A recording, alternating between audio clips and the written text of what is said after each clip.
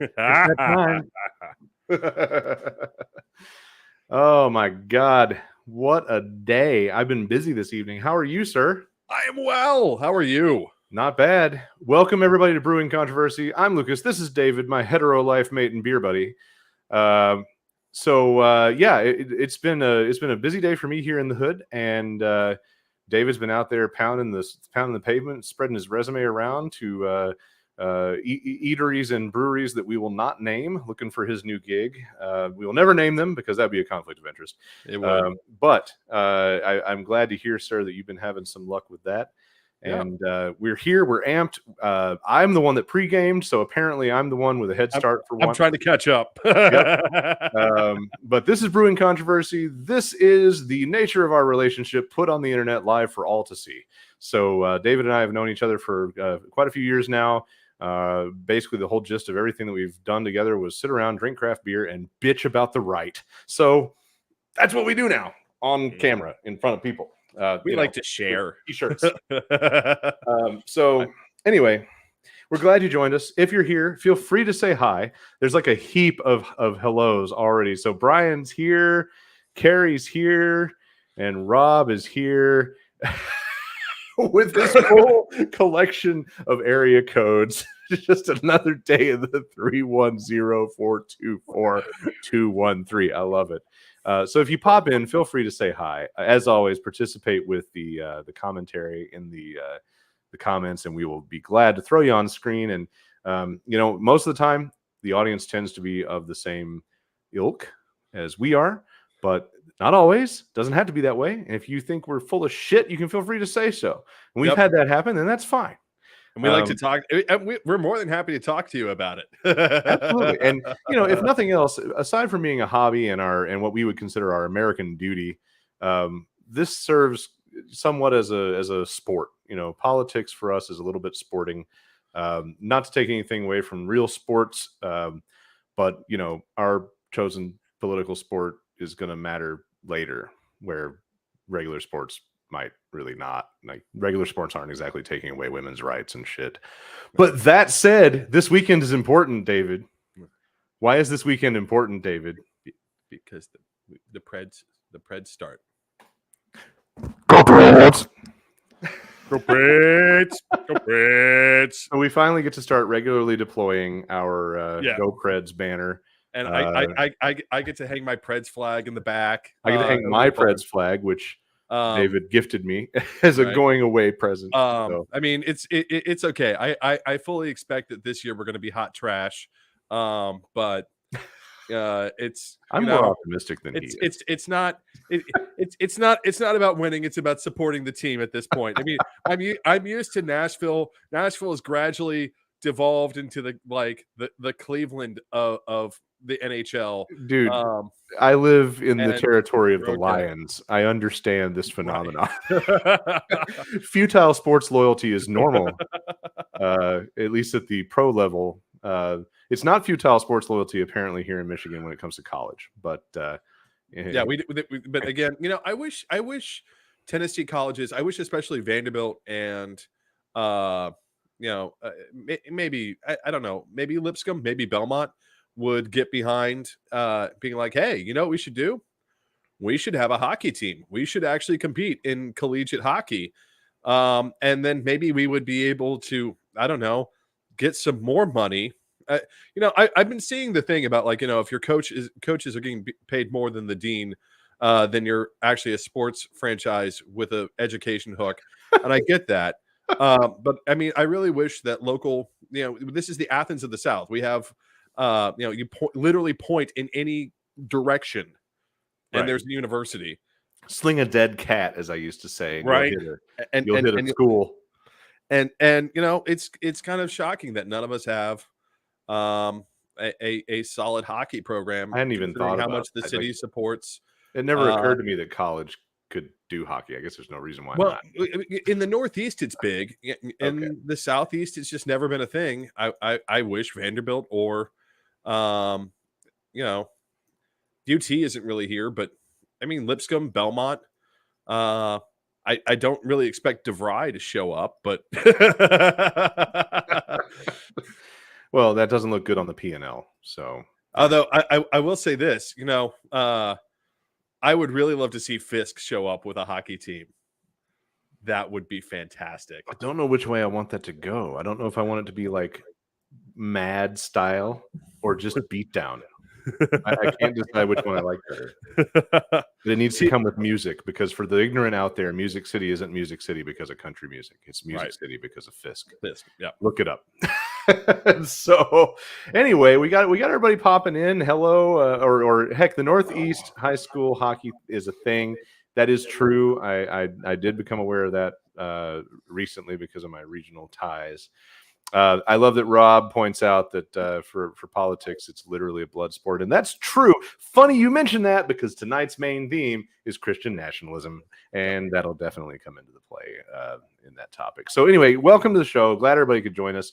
We have a thick hot take set, but a thin personal topic. And then the big dog, the Christian nationalism. So strap in, crack open a beer.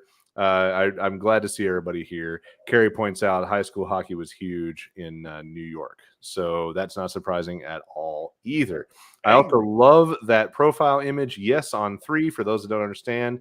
Here in Michigan, we have a Proposition 3 on the ballot that will protect women's right to choose in the law. Petition was successfully pushed through, even though some dipshits on the right tried to challenge it. You ready for this? On kerning. Right. I saw that. I was like, what? Seriously? Yeah.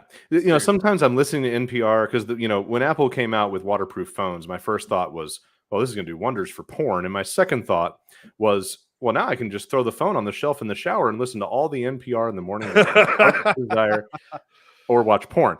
So basically, a lot of mornings I'm doing the NPR routine, and when they talked about that one morning, I was just like, what? And then I saw it visually, and like, you fucking assholes. Like, seriously. This could change depending on who lays out the document at any given time. So I'm glad it was struck down. They were trying to say, oh, it's not readable because certain lines weren't spaced right. Fuck off. A rational, capable, intellectual adult, which doesn't really comprise the right, could your read neighbor, that. Wisconsin, where the Democratic governor called for a special session for the assembly to allow a referendum on abortion to go through in Wisconsin. And the Republican assembly literally showed up, gavelled themselves in, and then gavelled themselves out. Rob says Proposition 1 in California is the same deal. And then Brian, oh yeah, down there in the land of the Tampa Lightning. Woo, boy. They take their hockey seriously. Can't imagine why. Puff, puff. Hey, guess what? That's an excellent segue into our Hot Take Happy Hour. So those that have done this before know that we do a Hot Take Happy Hour where we run down a few topics. We decided, instead of trying to take a few smaller topics and make it a big thing, we would take a whole lot of little topics and make it a variable sized thing. So at the bottom of your screen, you will see a summary of the shit we're going to run down. And the first thing on that list, as of like a few minutes before the show, when we saw the headline, was Biden pardons federal offenses of simple marijuana possession. Speaking of puff puff. That is incredible. It's probably not as big of a deal as the media will make it out to be, because there's still a lot of reefer madness running around. But it's cool to see anything that can be done to stop treating something that's less harmful than alcohol as harmful as alcohol, or worse. It's just been so stupid for so long. And I loved seeing that come across my screen. And very few times did I get actually angry with Obama, but one time there was a press conference where he was asked about legalization or something, and he kind of laughed, like in a super arrogant, condescending, Democratic mainstream kind of way, and it really fucking pissed me off. And my background on this is not very deep. I've got a lot of real fucking stoner friends over the years. I've known a whole lot of stoner friends. Some of them watch the show. Some of them watch the show. Yes. Some of them are featured, as you will see later, on the show.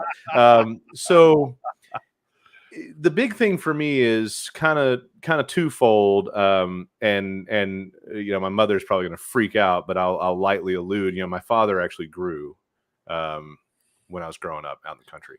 And I'm going to leave that alone because it doesn't need to be more in depth than that. But I was aware of the existence of this and the bullshit juxtaposition. But I didn't try it. I didn't try anything until a couple of college parties. And later on, when I was working with some people on some of my events, I had obviously the tech crew in any given situation tends to be very drug familiar. So I had a couple of guys say, "You try this shit." Fine, cool, whatever. Not a big deal. Had some people that we're close friends with that would bring some stuff over sometimes, but always very social. Well, now I live in a legal state, a recreationally legal state. And I've seen the full retail engagement. There are goddamn Apple stores of weed down the street from me in every direction. And they're beautiful fucking retail establishments. They are shrines to retail perfection. And as a former retail designer, that's a compliment because damn, it takes a lot to impress me with a store. And I have walked into some stores around Michigan that I'm just like, holy shit. You take Abercrombie, Apple, and a little bit of Victoria's Secret, that kind of level of like precision retail. There are some stores doing that shit in the pot market, and it's just fucking amazing. So I love seeing that, based on my social experiences from people I've known, that's getting some legs. It's probably not as big of a deal as the headlines are making it, but what do you think? I mean, I think, unfortunately, I think this is going to get, as more information about this comes out, I think it's going to be pared back just a little about, especially when you have to consider that he can only pardon federal criminals. Right. And how often does anyone get arrested by the FBI, IRS, or ATF for just simple possession of pot? Yeah. Right. That doesn't happen very often. I think the message that this sends is good. I think the actual scope of what this is going to affect is, and I feel like that's why he felt comfortable just going ahead and doing it. Right. And the scheduling thing that Brian points out here is pretty important. That's going to be a big one. And here's the thing though.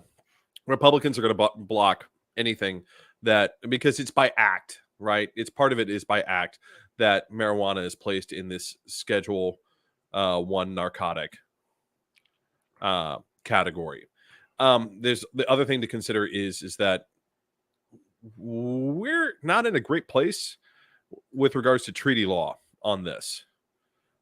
We signed a lot of treaties making marijuana a narcotic and pushing a lot of other countries to make marijuana on par with narcotics. And you know why we did that? I'm going to take a shot in the dark. I'm the everyman usually. Like I'm the brash, off the cuff everyman, and then there's the fucker over there with the law degree. So my take on that, and you tell me if I'm right. I'm going to pull my Cartman impression, which I do once in a while. Hippies. Pretty much. Pretty much. I mean, it's they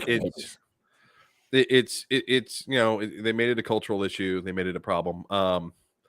I think that was mostly Nixon era, right?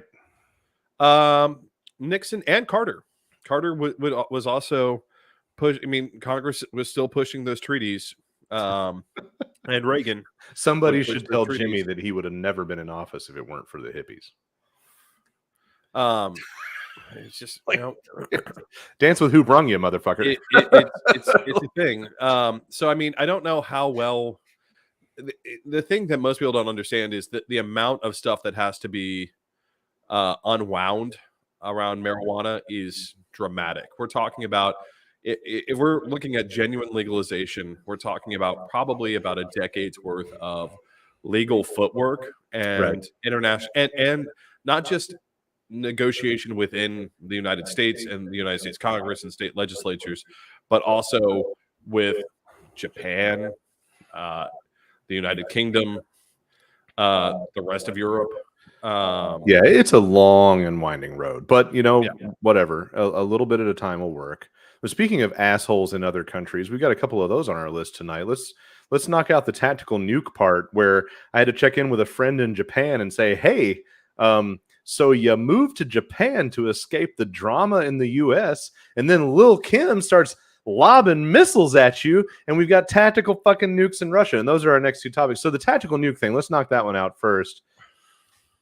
I'm still in the wish he would camp, and a lot of people really get on my shit about this. Like I bitch frequently on social media. Like I wish he would just get twitchy so we could fucking level his country. Here's the thing: we're talking Russia for those that are like, I don't know, somehow fucking living in a hole.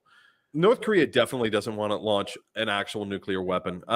Here's the thing: Putin actually wrote a paper on this while he was working for the KGB. The whole fear-based, threat-based thing. Yeah, what it is the theory is called escalate to de-escalate, which is if you walk right up to a line that you're certain the other side won't cross,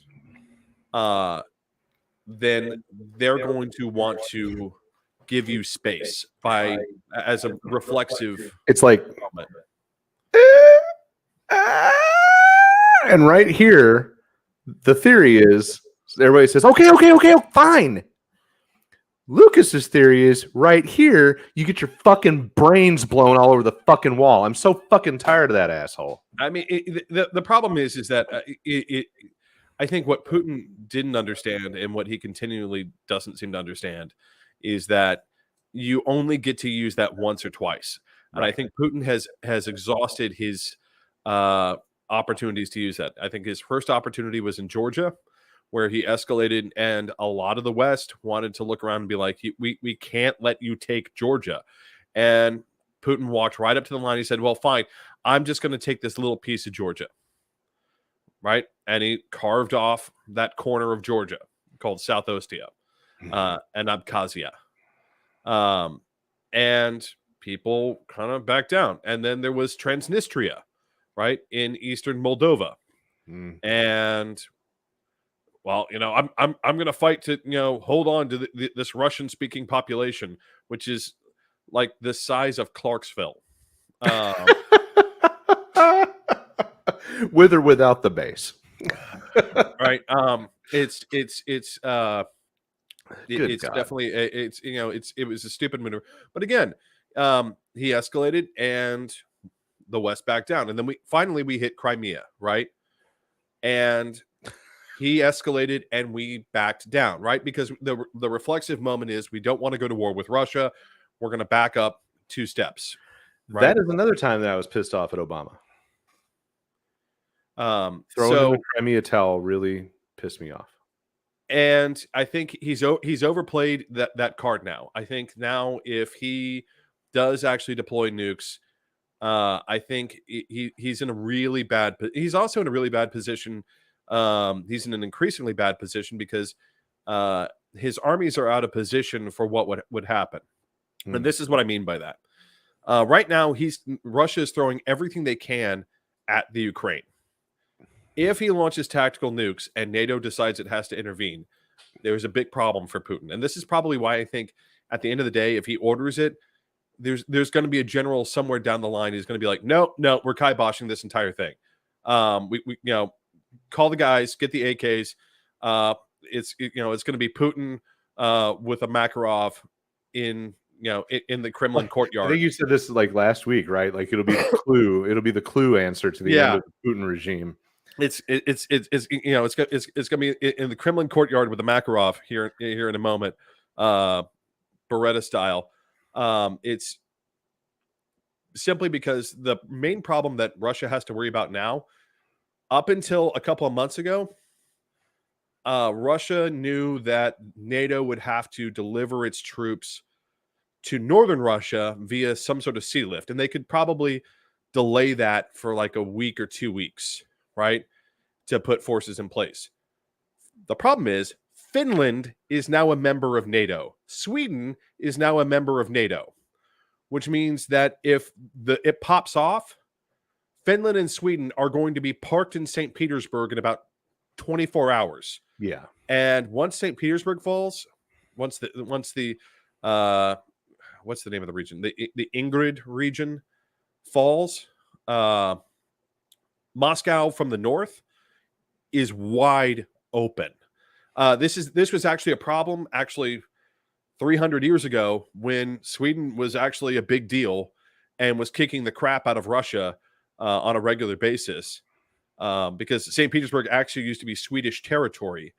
And one of the big problems that the Russians had was this, we just, our only response to fighting Sweden was to throw troops in front of them in the north. Now they don't have the troops to throw in front of them, right? The troops are all down south. The Russians would have to radically readjust their entire defensive posture in the north if they were to launch a tactical nuclear weapon. Moscow, I would give it a week before Moscow would fall.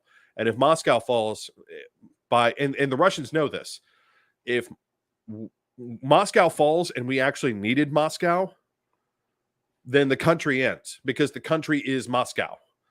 England can exist without London. France can exist without Paris. Right. Germany can exist without Berlin. Italy can exist without Rome. Russia cannot exist without Moscow. Well, you mentioned the generals saying, wait a minute. And I'm just as big a fan of having to go there and char a decent percentage of Russia to make the point as I am a bunch of people deciding, you know what?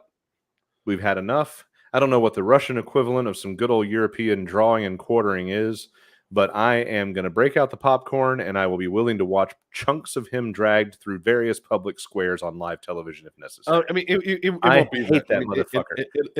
It'll be quick and dirty. I mean, most people forget what happened to. Damn, I can't remember the guy's name. He was the head of the NKVD under Stalin. Tried to seize power after Stalin's death, and Zhukov, the Russian head of the military, was real quick about, nope, not doing that. No.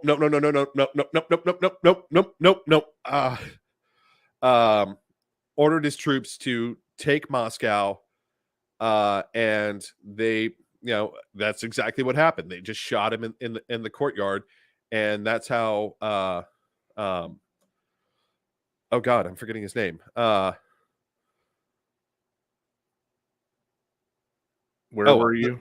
The guy, the Russian president, the Russian premier during the Cuban Missile Crisis. Why can't I remember his name? Oh, shit. Khrushchev? Right? What? Khrushchev? Khrushchev. There we go. Yeah. Yeah, that's how Khrushchev came to power. Was the guy who was supposed to be in charge got shot by the military. So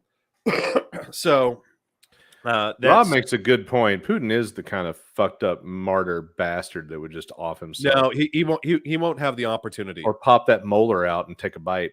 No, he won't have the opportunity. He's still got at least one of those, maybe 3-4 of those molars. Nah, that motherfucker has some fucking KGB molars. You know it. Nah, shut your hole. No, the cyanide. KGB actually explicitly didn't do that. We were the only Probably ones. Has a suppository. If he clinches hard enough, just kill him by his own ass. Now, the KGB actually never did that. We were the only ones who did that. You want to know why? Don't fuck up my fantasies. My spy fantasies. No, because here's the thing: the KGB was so great at sending us people who we seemingly captured or defected, and it would always turn, like half the time, it would always turn out that they were simply there to feed us bad information or to make contact with Soviet assets inside our own intelligence services. Well, let's talk about some other crazed motherfuckers while we're at it, because we don't want to spend too much time on the one asshole. So Lil Kim throws a missile across Japan. And that again, I think he's just jealous of Pootie Poo. He's seeing all this Russian shit go down, and it's like, well, I want attention too. Not from Putin. He wants it, since Kim can't see his own dick for his big ass bloated North Korean belly. He's got to launch a big old dick across Japan. Beria, that was the guy's name. Beria, not Beretta. Beria, that was the guy's name. Who got shot by Zhukov. But anyway, back to the point. Now Kim doesn't want attention from Putin. Kim wants attention from Z. No, I think he wants attention from the world, and he's jealous that Putin's getting all of it. No, he doesn't care. He wants attention from Z. So what's happening right now in China is this. The last person to be basically made president for life in China was Deng Xiaoping, who was the architect of China's gradual move away from Maoism and limited embrace of capitalism. He's the one who set all the pieces in motion for China to be the economic power that it is today. Was Deng Xiaoping. Ever since then, the rule in the Chinese Politburo and Central Committee has been no one gets more than 2 terms. Xi is being set up to go past that now. He's being set up for a 3rd term, which basically means it's likely that he'll be president of China for life. What Kim wants is attention from China. Kim thinks that, okay, if you want to be president of China, you've got to deal with me. Is how he's thinking about it. You know why, David? You know why is why? that? You know why he wants attention? Why is he You know want- why? Because I so lonely. And if you haven't seen Team America World Police, you're a bad American and you need to take your ass immediately after this show and stream that shit. And while you're at it, stream what was the Seth Rogen film that he was super fucking butthurt about? The Interview.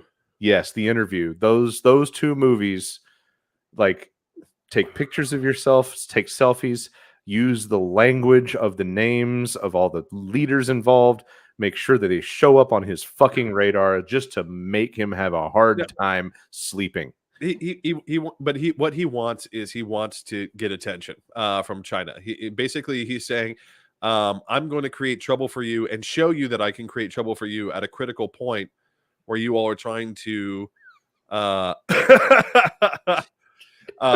you're trying to become president for life.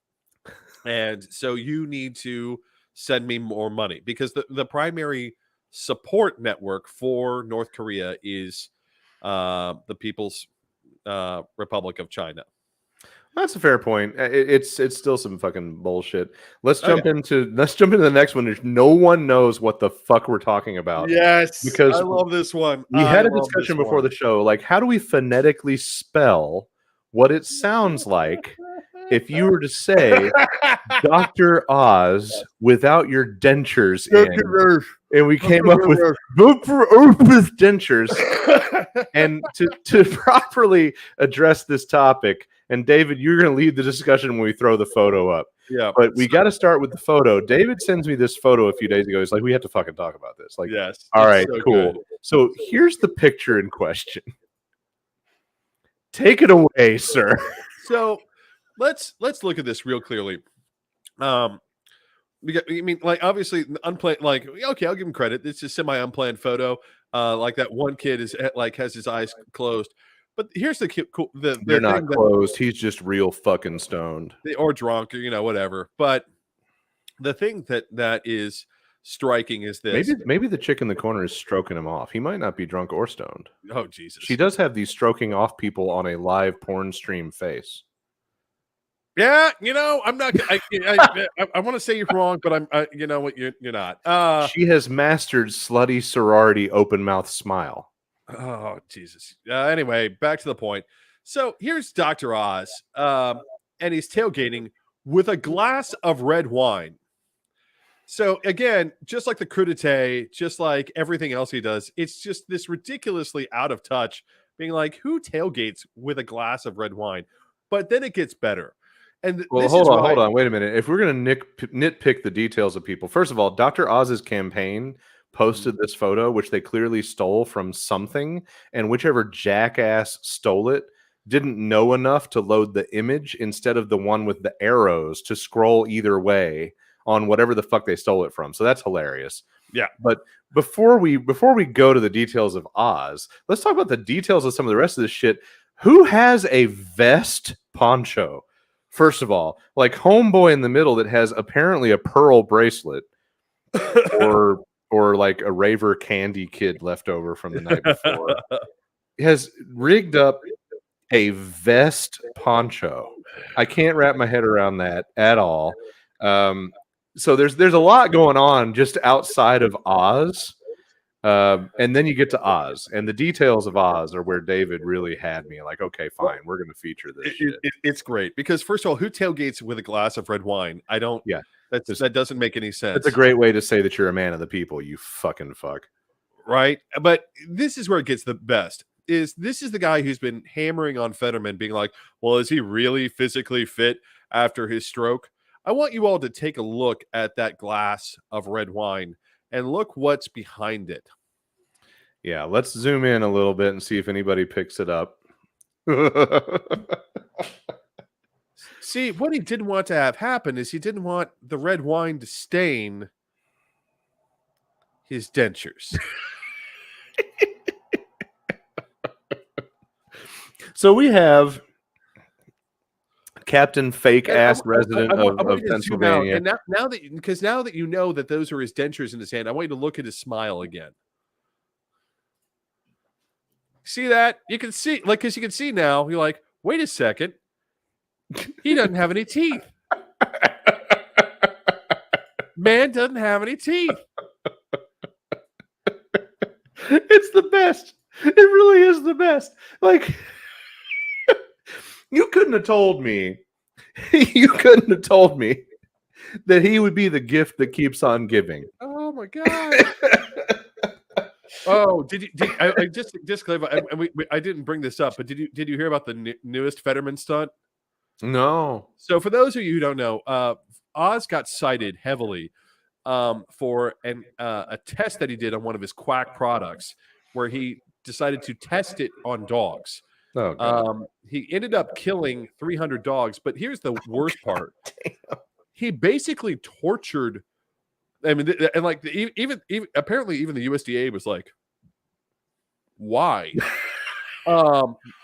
Because on this next moment, because he basically tortured and killed 2 litters of puppies in front of the rest of these dogs. Oh my God. And like even the FDA was like, why was this done this way? I don't even understand. Like what was accomplished by doing this test this way? So the Fetterman campaign just simply did this. They just simply released a video of Oz walking onto the stage for one of his rallies, playing Sarah McLachlan's "In the Arms of an Angel."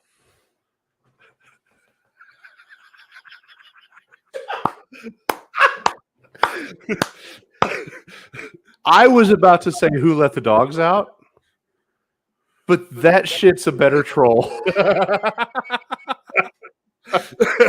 Oh my God. You gotta watch it. You gotta watch it if you haven't seen it. It's amazing. just brilliant. You know what? I have little doubt that Fetterman can be president simply because whoever his campaign manager is the most savage human being. It's not the campaign manager. He's got in a while. He's got a grade A smartass somewhere in his team, in his social media team, probably.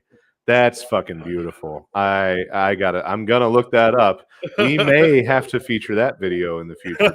It's so beautiful. It's so beautiful. That's hysterical.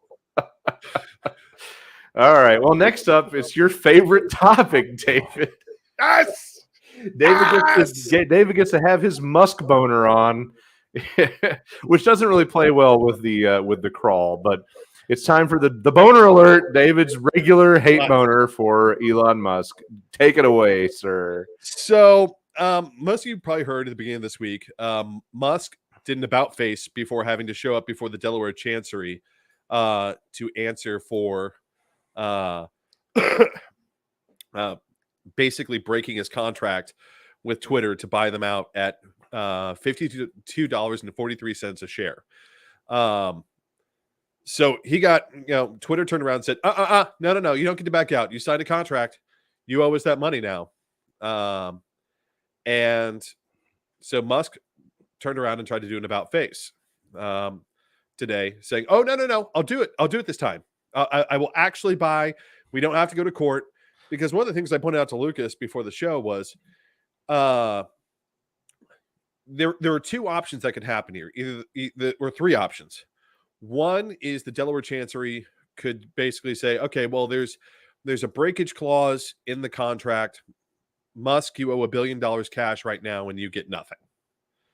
Option 2, you have to do what's called specific performance, which is you actually have to pay the $52.43 per share and do the job. Option 3 And this is where I think Musk lawyers got a little bit twitchy.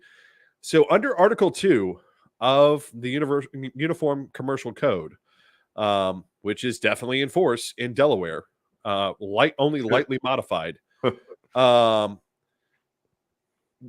penalty for breaking a contract that harms the other party is whatever the damage is times 3, which means, Oh God, right? that's Means a lot. that Musk could be on the hook for $165 billion in damages to Twitter, which would basically wipe out his entire fortune and transfer it all to Twitter. I got to be fair to David right now. David hated Elon Musk way before I did. I don't hate it. I still don't hate him. I just think he's a fucking tool bag, and I don't have any use for him. But David, like the reason we made this boner alert graphic was because David had an I perceived at the time an unreasonable disdain for this guy, and I was still giving him some space. It's like, okay, yeah, but he names all of his rockets and boats after sci-fi shit. Like he's a nerd, and then I started to understand him a little more, and I keep repeating to David in our private conversations, and I've said it here a couple times, and I know I take a little bit of politically incorrect shit for it, but that motherfucker is a spectrum kid with no filter and no one in charge. He is an example of what happens when that friend that occasionally embarrasses you when you're out with them, but you understand their condition, they're a spectrum kid, and you kind of laugh uncomfortably and then try to change the subject to keep them from making you all feel really fucking awkward. He doesn't have anybody. Yeah. He's too powerful. He's at the top, and he has no fucking filter or controller. And it's a wonderful example of what happens with these nerdy fucking dudes that have no filter and no control, and they're unleashed. And really, to be fair, like, the best thing that you can do for somebody is help balance and level them out, right? Yep. Because they could be the next Musk. But holy shit, this guy, like, it's bad. Well, the plot thickens again this week. Is so apparently what Musk tried to do is Musk tried to turn around and say, "Oh no, I'll fulfill the contract." The part that kind of gets buried in the lead is that he said, "I'll fulfill the contract at 10% less than what I was offering." Because here's the deal.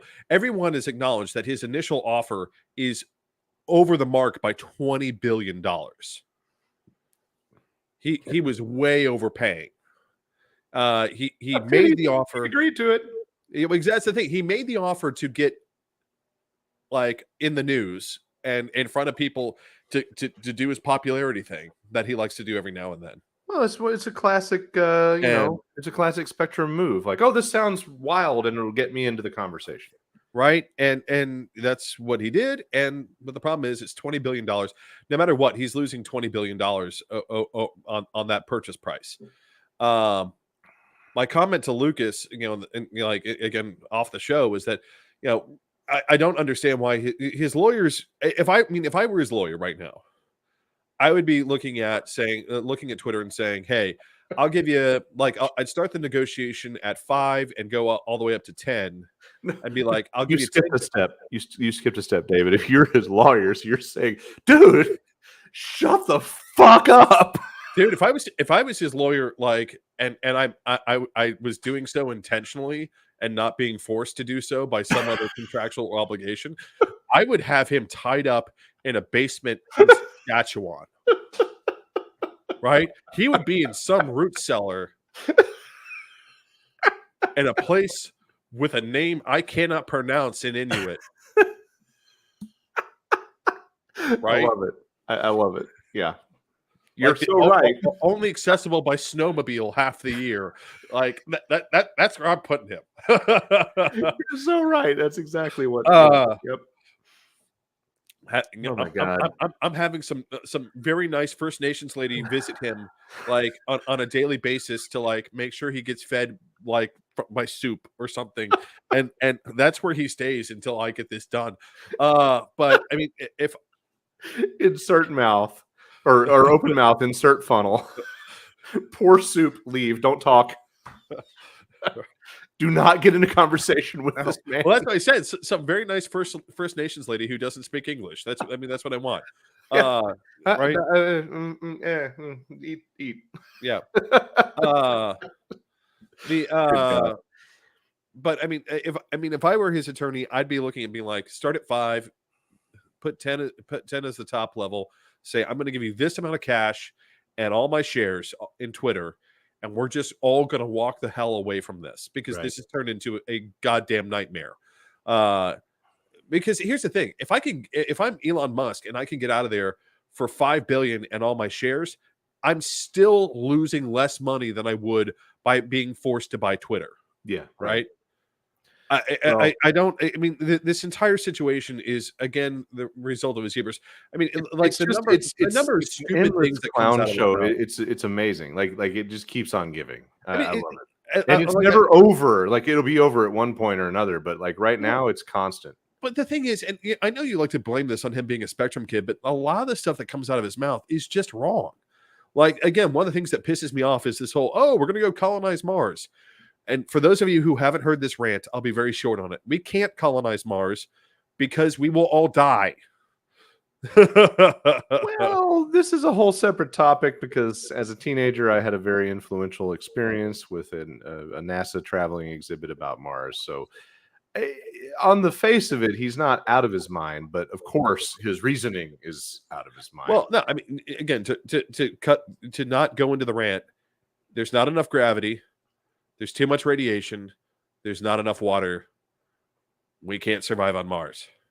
Like and you there like are arguable solutions to those that are in reality and not in the near future. I guarantee he's detached from all of those. right. I mean that's the problem. So next up is OPEC, otherwise known as the next bullshit excuse the right is going to use to say that it's all Biden's fault that gas prices go up. No, But in case you missed it, OPEC, which shouldn't even be a fucking thing and should be goddamn destroyed, the oil cartel has decided, we want more money, so we're going to cut production. Fuck off. and I'll tell you what it is. And this occurred to me before the show, and I finally put 2 and 2 together. They can't bribe Democrats. That's the problem.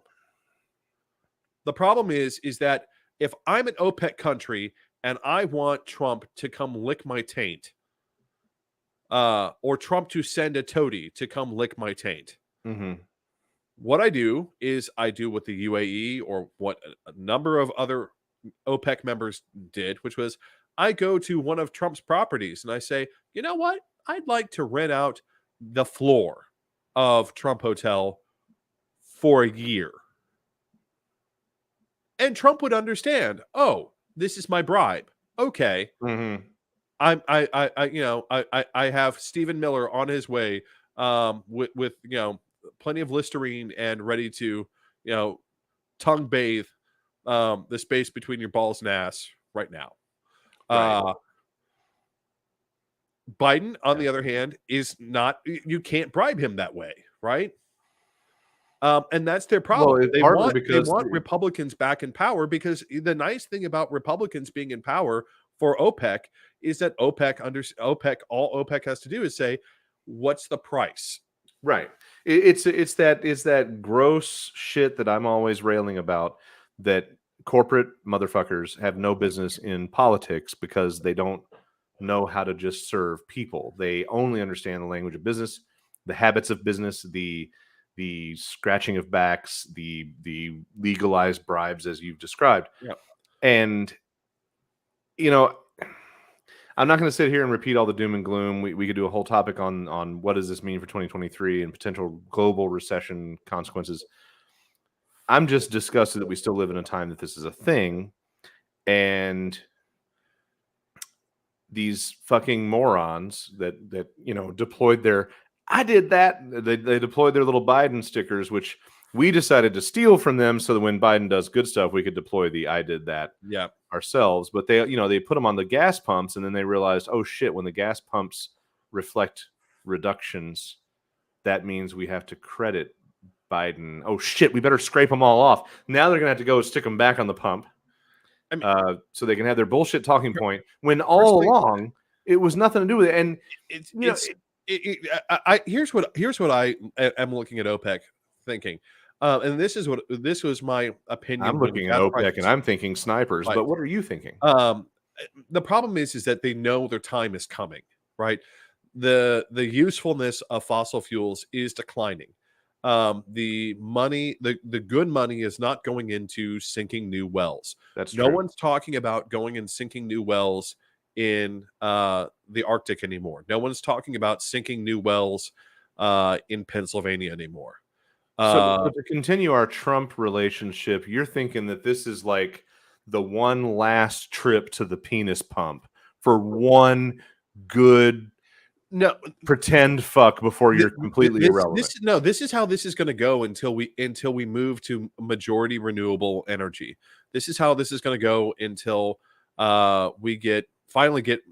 Thankfully, Nissan and Toyota are doing a very good job at trying to get this online. But potassium batteries online. Mm-hmm. Which to explain that, lithium is actually a rare element, and it's a heavy element, and it's it pollutes a lot. Potassium batteries, it's bananas.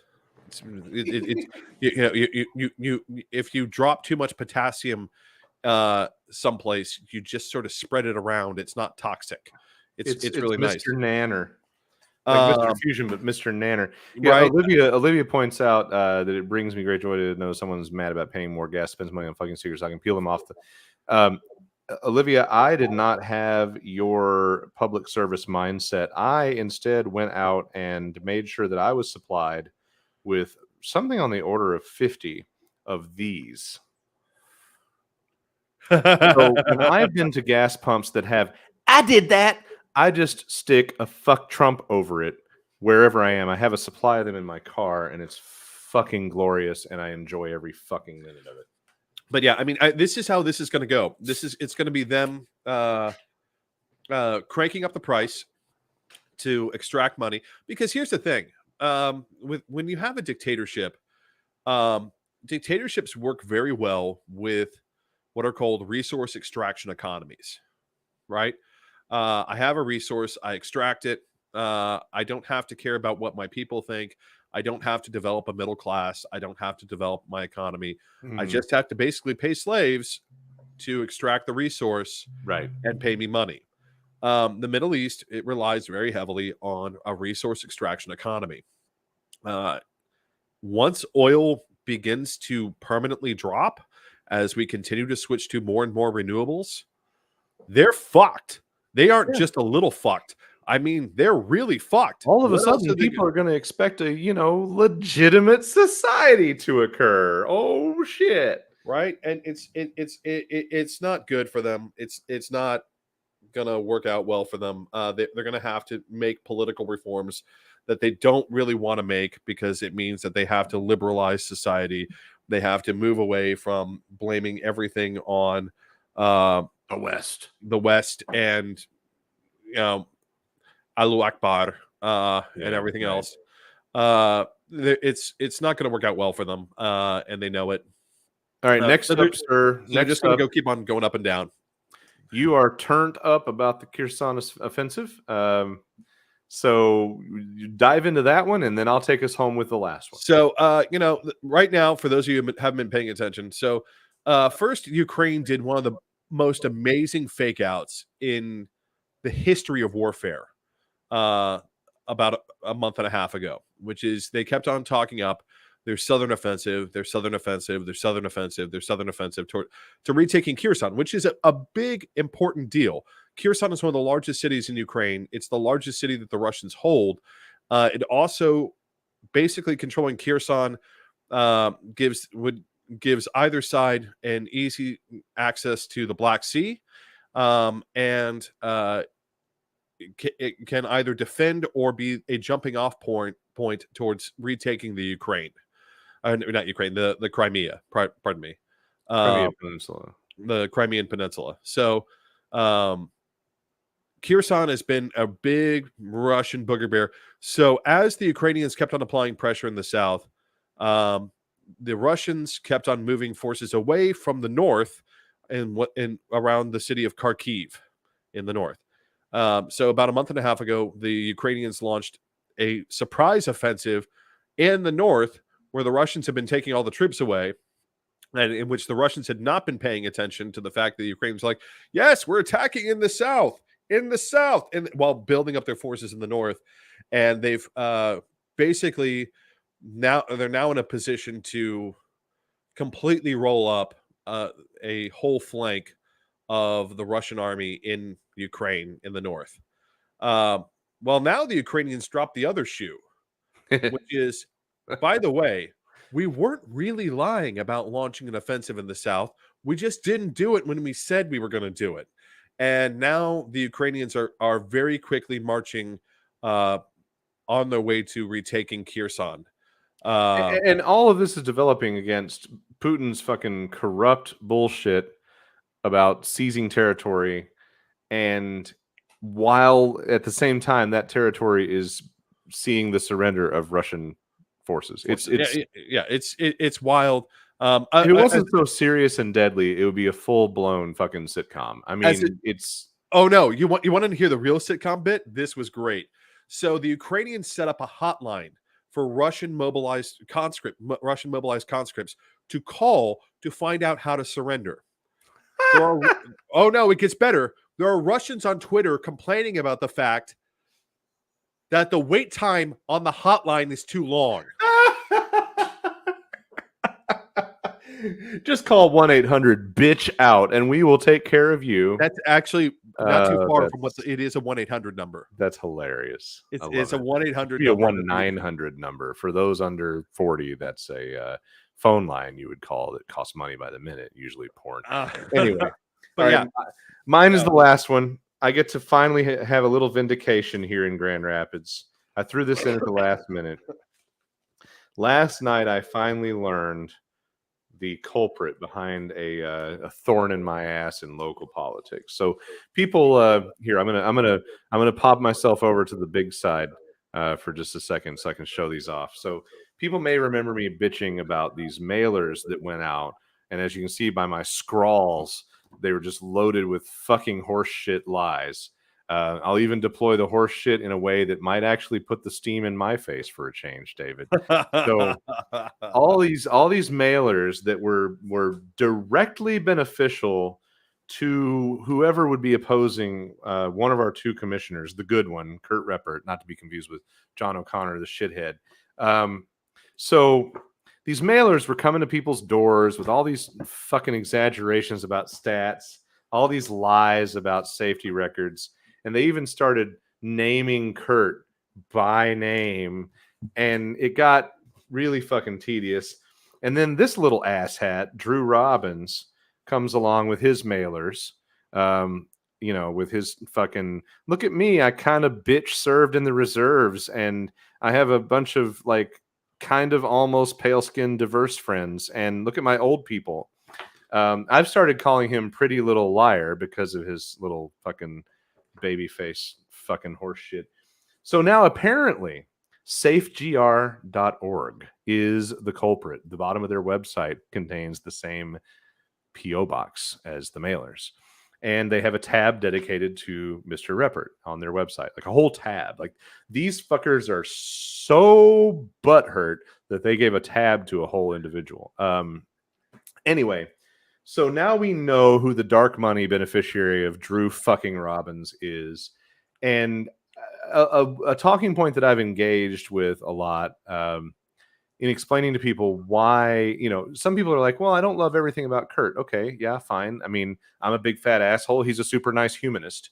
We don't always see eye to eye. I would rather come in with the sledgehammer and fuck some shit up, and Kurt would rather say please. But you know what? He's good people. But the bottom line is, you can't reward a Drew Robbins. You can't elect a Drew Robbins.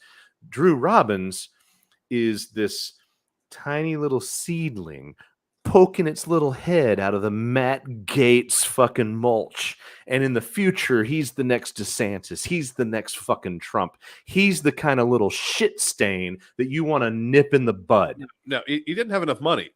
He didn't have enough money to be any of them. But I mean, I understand. That's a fair point. But the ilk, like he's the 26-year-old or whatever little fucking baby face conservative that you have to squash now to make sure he never grows into anything else. Right. So I'm glad to see that things have kind of come a little bit more to light. He has very much tried to play dumb and deny those mailers were connected to him, but we all know who they benefit and why. And Brian's absolutely right. He sounds horrid, but he's all wrapped up in a cute little baby face fucking fake army boy. So anyway, that's the recent revelation here. I want to circle back to this just real fast. Brian points out they encircled so many Russian forces now and have taken so many weapons that they left behind that Russia has become the second largest supplier of arms to Ukraine. That is incorrect, Brian. Really? Russia is the first largest supplier of arms to Ukraine. That's great. I love it. I love the comment from one Ukrainian commander, which is he said, I marched into Lyman with an infantry regiment, and I left with a mechanized battalion. That's amazing. Well, with that, folks, it's time to get to the first beer. If you are drinking along, now's your time to join in and crack something open. If you made it this far though without drinking, you're a saint. Yeah. So we've been sipping the whole way along, and it's time now to talk about the first beer in the first break that we like to refer to as "What You Drinking?"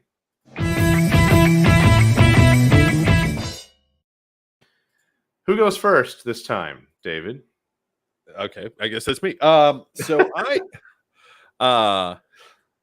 me go and bring mine up. I am drinking, and I'm going to butcher this pronunciation. Oh, this one. The Ruhlquin from Guerzi Tilquin in collaboration with Brasserie Artisanale des Rules. This is a lot of things. What the fuck is that? This is a French? lot of things. It's not French. What is it? It's Spanish.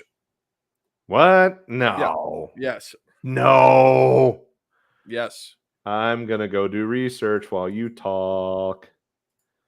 Spanish. Beer of mixed fermentation, the stout Ruhlquin is obtained from a blending of 7/8 Ruhlsbrunn Stout de Gomme and 1/8 of a blend of 1-year-old Lambics fruit ale, which has matured for 8 months in oak barrels. Ooh, this is starting to sound like something I would like. Yeah, no, it's unfiltered, unpasteurized. This beer is fermented for 6 months in the bottle or in the keg. I'm gonna look this brewery up. So Belgium, you fucker. Oh, is it? Yeah. Oh. They're not nearly enough. The goosery for that to be Spanish. Is normally that's Spanish. I thought. Never mind. Okay. Let's see. Let's look it up.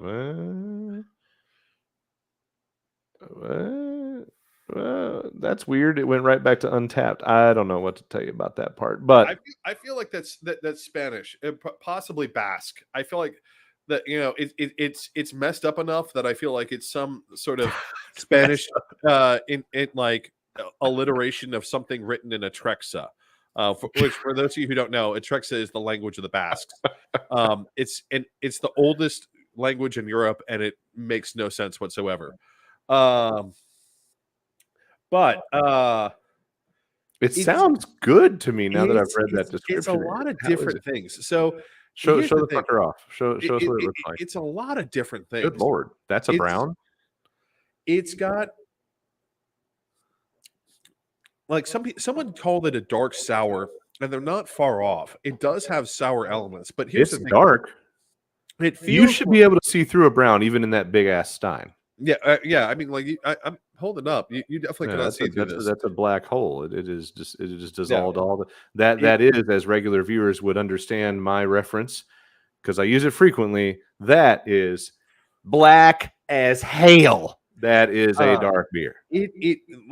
So my impression of what happened here is that they took a strong ale and then poured in a little bit of sour and then let Okay. it rest in the oak barrel. Um, Okay. All right. or lambic, which is not technically a sour, but it became a sour sitting with the strong ale. Well, lambic Uh, is a fruit ale of yeah, almost any variety, and usually lambic is what I try to get people to give a try if they say they're not beer people, but they're into wine. yeah. Usually, a lambic is a nice gateway to like, look, if you don't think you like beer, you just haven't tried the right beer because So there's I mean, every beer for everybody is out there. it has some of those like high notes of a lambic in there, but and it's in there, but like the overall flavor is still like a barrel aged strong ale. So it's a very complex mixture. It's almost like wine beer Mm. is how I would describe this. I would definitely not have this be the first thing. If someone was like, "Oh no, I like wine, but I don't like beer," this would not be the first thing that I would have them try. But it might be the second because it definitely has. It's almost like a beer merlot. Really? That's what I would. Yeah, that's where I would put this. That's kind of cool. It's almost like a beer merlot. Huh. Okay. All right. It's got a little bit of that fruity note, and then the strong ale keeps on bringing it back down into like a drier note. Hmm. It's definitely finishes with a very nice woody note. That's really nice. The carbonation, like normally lambics have really high carbonation with them.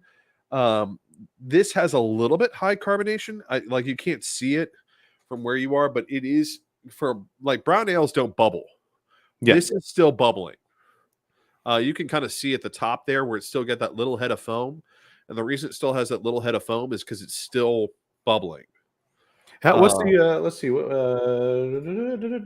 7%? Okay, so it's actually pretty tame yeah. considering what's going on there. Yeah. But the No, it's lambics are never really particularly yeah. Well, and strong ales are normally like ballsy. 8 or 9.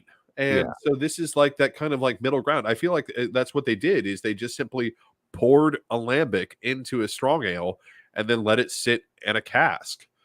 It And for those sounds good. You like it? I do. And for those of you who aren't familiar Was with that part of your red haul? that was part of my well that this is not my red haul. They weren't they were behind this month. Mm, So this was a actual cask.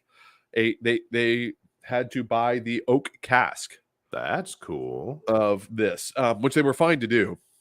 But I also want to clarify something for those of you who don't know this about beer. So cask conditioning is not something we talk about on this show a lot, mostly because it was popular for a while in the early 2000s and late 90s, and a lot of people backed off on it because it's unless you know what you're doing, it's inconsistent Mm, a lot of the time.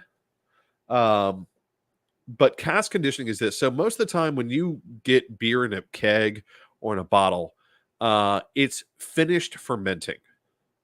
It's no longer continuing to ferment. If I were to get a keg of this, right, it won't continue to do it in the growler, not the way that I'd want. But if I were to get like a little keg of this and let it sit someplace, just like wine, the yeast would continue to consume the sugars in the beer and continue to change the flavors and increase the alcohol. mm, Um, cool. so that's what what they call cask conditioning is. It's basically we haven't killed off all the yeast, just like in wine. Wine continues to change in the bottle. Wine continues to change if you leave it in in its in its container. The yeast will continue to eat on it until you actually pull it out. That's why very old wine is considered so valuable, is because that's a flavor that no one has ever had, right? Because the yeast has continued over the centuries to Well, continue. it sounds good. It sounds Yeah, good. I mean, It makes me feel it's like a very good, and basic bitch with my beer because you've been on a much more complex cultural and flavor journey. Um, So I was pre-gaming. So this comes with a little bit of extra intro, but I'll get to that in a second. I pre-gamed a couple of these at the brewery. So I've got Doc's No No from the Mitten. I'll show you the can. The Mitten has a uniform design. As a brand dork, I love this. I also noticed some really fun shit on their cans I hadn't noticed before, like the recycle or die. That's pretty cool. That's You nice. aren't tripping. Doc's No No is a double IPA with erratic hop flavors, truth, and aromas that are out of this world. Now, it's as you can see, it's an IPA Imperial Double. It's a 9%. It's 8.9 on Untapped, but they listed as 9% in the venue. Served in a little snifter. I was joking with David before the show that my pregame, I was at an event that I'm going to talk about in a second. But my pregame consisted of one leisurely and then one that I drank right before I left, and I basically slammed it, and then I hurried the fuck up and went home, which is like 8 blocks. Don't freak out, so that it wouldn't land before we did the pre-show chit chat. So that's why I came in hotter on the pregame than David. But I like a double IPA already. I like this one for being very diverse between the can experience and the draft experience.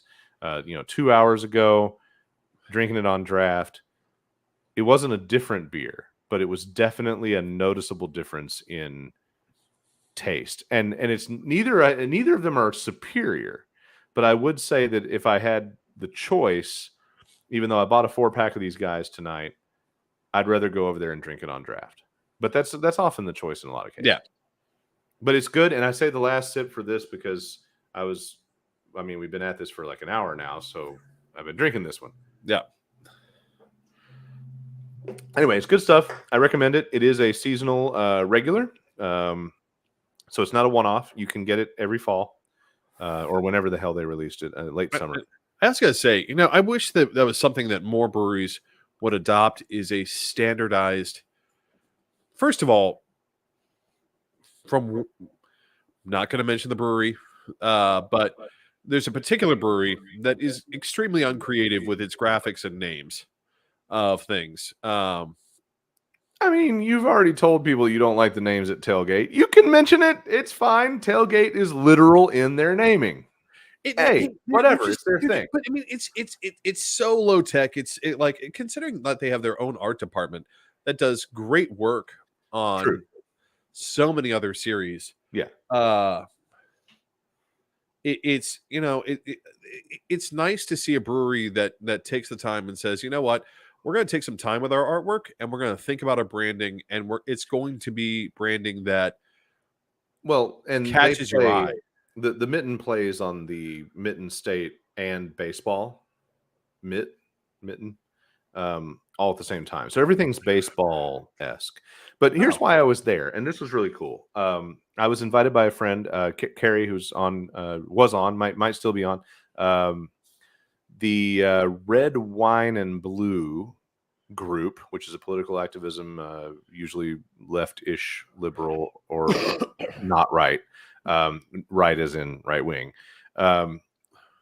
Women's group basically was hosting a little shindig over at Mitten today, and it was get out the vote and help get others out to vote kind of deal. Very informative. It was a little bit workshoppy, which I thought was really great. Like, it wasn't just, hey, let's all get together and talk about how pissed off we are about the right basically trying to destroy women. And it was very action oriented with, here's what you can do. Here are the online resources. We've given you a bunch of paperwork. You can scan codes and go and join efforts and actually encourage your friends and family to vote. And it was very much about the peer-to-peer get out the vote, not some bullshit of calling a list of strangers, but like, talk to your friends and your family and talk to your cousins and your neighbors. And a lot of people who know me have known me for years. I've had to learn a lot about shutting the fuck up in a room and ceding the floor, right? And it was really cool. And I got in on the group photo opportunity to get a picture of these ladies. It was really cool to be in the upper level of a neighborhood brewery right here in my town, in a room full of really fucking on top of it empowered, active, and honestly pissed the fuck off women, which is absolutely understandable. And I want to show that group photo here because I was just so glad to join this group tonight. One of the husbands left with the kids, so I was left as the one dude in the room.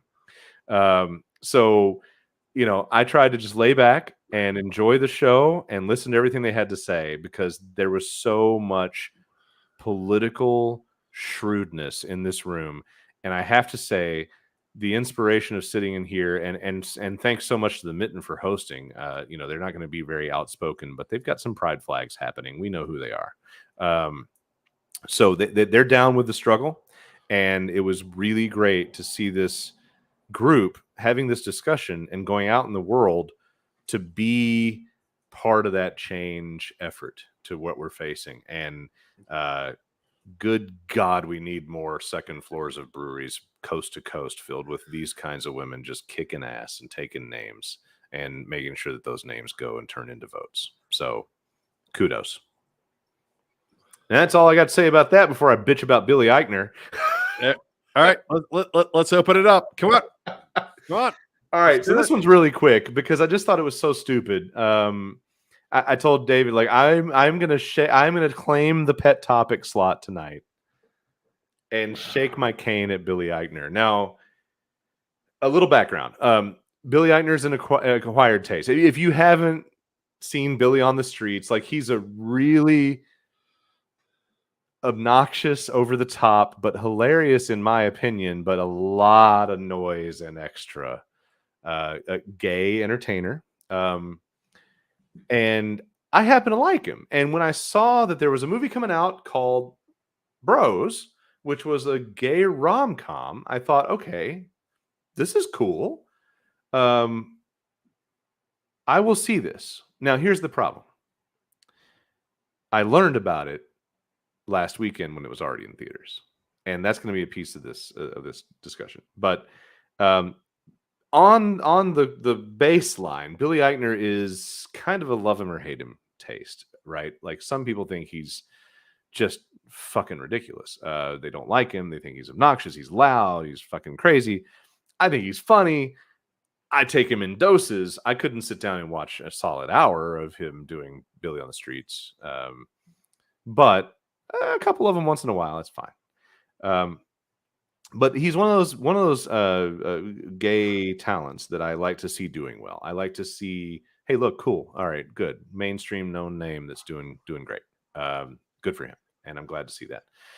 So the movie comes out last weekend in theaters. I'm kind of fishing around looking because I'm thinking, I got this $20 membership to my local theater. I love my downtown theater. I need to go see a movie. What's playing? This movie called Bros, which is what is this? Oh, it's a gay rom-com. Billy Eichner's in it. That's neat. Okay, cool. Duly noted. Horror movie, horror movie, horror movie, horror movie, horror movie, and still Top Gun. That was the rundown. I'm like, fuck it, whatever. I'll wait. So Eichner shows up early in the week because they got their asses kicked by Smile, which is a horror film. And he's on social media basically blaming straight people for not showing up to the movie, and that's why it flopped in the box office. Now, I take exception to that on a few fronts. One, people that know me know, I worked 2 different times for many a year in the gayest little print shop in Nashville called Jive. As one of my coworkers like to tell people, we got our gay-jercation when we went to work at Jive. We had a lot of amazing gay coworkers, and I learned everything that I could possibly need to learn in life about being a decent ally, or maybe not ally, because allies are much more active and solid than me, and they don't have as many snarky things to say. So I'm not going to call myself an ally, but a decent person in the background of your gay friends and their causes, right? I learned a lot about that. I learned a lot about participating, and I learned a lot about comfort. I would say that my experience in that work environment gave me a different level of comfort that I don't know that most straight men have. So when I hear Eichner get out there, oh, it's the straight people, they didn't show up, and be all butthurt about his movie, my problem with this is, first of all, motherfucker, your marketing blew chunks. Because if you had any fucking command of any algorithms, you'd have marketed this movie to a guy who has lots of data points as a straight man that cross into gay friends and culture. So your shit failed, homeboy. It's the profession I'm in 9 to 5 every day, and you fucked it up. So you don't get to blame me for not showing up when you didn't fucking market the movie. I didn't know it was there until the weekend the movie was there. That's a fail.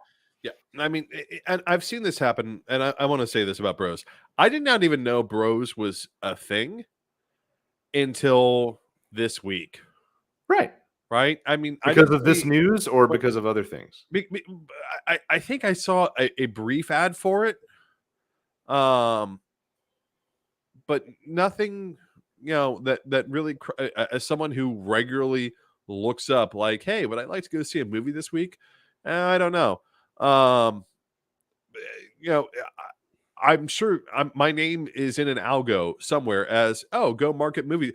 I mean, I just earlier today I sent Lucas a movie trailer because it came across my screen of another movie that's coming out in another 2 months, Mm-hmm. right? And they've started doing their marketing, Yeah. right? And it's hilarious. And I'm not saying that they didn't market. They just didn't market appropriately.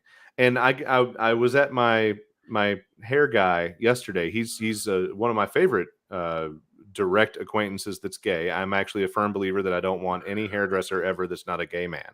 I've developed this bias over the past The guy who does my hair is 3 straight. hair people I've had, and He's a hippie though. I'm not turning back.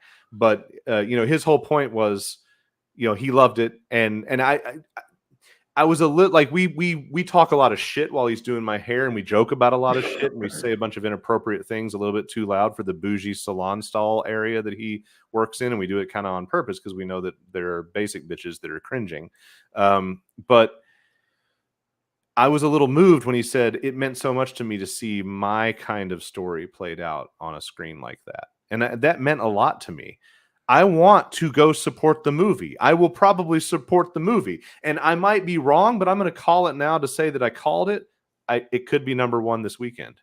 And here's why. By him belly aching all over the internet, he did the marketing that the motherfucker should have had for the last 60 to 30 days. I mean, if I hadn't even, if it only came across my screen once, again, I, as someone who regularly looks up movies, who is a big movie buff, like, ladies, for those of you who don't know, like, my go-to move to prove that I'm a sensitive, cultured man is always like my movie collection, right? That's always That's funny. it's always my movie collection. It's always like, hey, these are these really cool, like, sensitive movies that are really great that you'll probably enjoy that are not like Die Hard. Well, here's the right? funny thing for you to say that, like, And that's another piece of this, man. Like, he's trying to lambaste gays or straight people for not seeing the gay movie. It's not his fault. He's an actor. He's Yeah. the lead. But whoever's involved in the business planning of this film, what kind of fucking moron chooses to release a first of its kind cinematic gay rom-com at the beginning of October, in Halloween season? Newsflash, and I know I'm not patronizing because gay people are smart and know this shit. What the fuck? You don't do that. Straight dudes choosing a movie are going to angle for the horror movie because they want the bitches on their arm to grab harder. January to February. Bad idea. Or actually, January to March, it would be, in my mind, would be the more logical release Totally date. Workable. Around Valentine's Day would have been a work of fucking genius because all the movies are about relationships and rom-coms, but this would have been different. Boom. But in the middle of spooky season, come on, guys. It's like, because here's where we're at. And you're gonna blame straight people for not showing. Fuck off, man. Generally speaking, I don't want to go to the movie theater because I'm bored by all the horror movie offerings this season. Now I can just watch them at home. So I'm not paying attention. We're at horror movie season, then we're at Christmas movie season, and then there's the dead zone of January to March, right? Of relationship movie season. Why? Because you met that girl, like you met that girl over Christmas or New Year's, right? Or Valentine's Day is coming up, right? Or for the Irish and us, St. Patrick's Day is coming up. Yeah, right. That's Irish Subtle season. Valentine's. I love it. Well, here's the St. thing, Patrick's Day is Irish Valentine's. Oh, we get to go get drunk and feel feelings. It'll be fun. I have a female partner who is not interested in seeing this movie in the theater, and she's not interested for a couple reasons. First of all, I would say that my better half is a sophisticated, mature, intelligent 40-something woman, but also a 40-something woman that doesn't like goddamn recliners. They're not comfortable. I am a big, loud, amazing, I want my fucking theater. And by the time that shit is in a theater that doesn't have a recliner, it's a tiny ass screen that I can beat in my own living room. So we're not compatible on theater experience. The theaters that have the seating that doesn't fuck her up are too lame on tech and presentation for me to go to. The theaters I want to be in that have the badass recliners, the butt kicker fucking subwoofers in your ass and all that, she's not into that. So she's not going to see this fucking movie in a theater. And she's not terribly fond of Eichner. He's a little too obnoxious and loud and ridiculous for her. She'll watch it at home when it's safe and almost free. And that's the end of it. So if you look at guys like me with the influence of, okay, well, she doesn't want to see it. And I'm confident enough and comfortable enough because of the previously mentioned gay work environment, I'd go by myself. But to be honest with you, I didn't fucking shave this weekend and all my clothes were dirty. And the one thing I did fucking learn when I was working with a bunch of amazing gay folks was you're not going to show up looking like a hot fucking mess to a gay fucking movie. So I'm not going. Bottom fucking line. Have you ever noticed, David, that I unbutton 2 buttons on button-up shirts? You ever notice that? Can't say that I have. You want to know why I do it? I have no idea. I was in my 30s before I did it. You know why I started doing it? Why did you do that? One of the boss's gay friends walked up to me and said, no, you need to quit doing that shit and unbutton 1 extra button. And I said, you know what? If that's the opinion, then I'm going with it. It doesn't count. You have a shirt underneath. So, I've always valued the input. I have taken the input of gay men as valuable as any woman I ever admired. For those of you who didn't want, again, like Lucas and I were talking about, like we need to start recording the pre-show because I actually had to change my shirt because here's the problem: the Wookiee that lives on my chest, the shirt that I was wearing had gone bacon neck and was dipping down too low, and like the chest hair just starts bacon neck. Jesus Christ.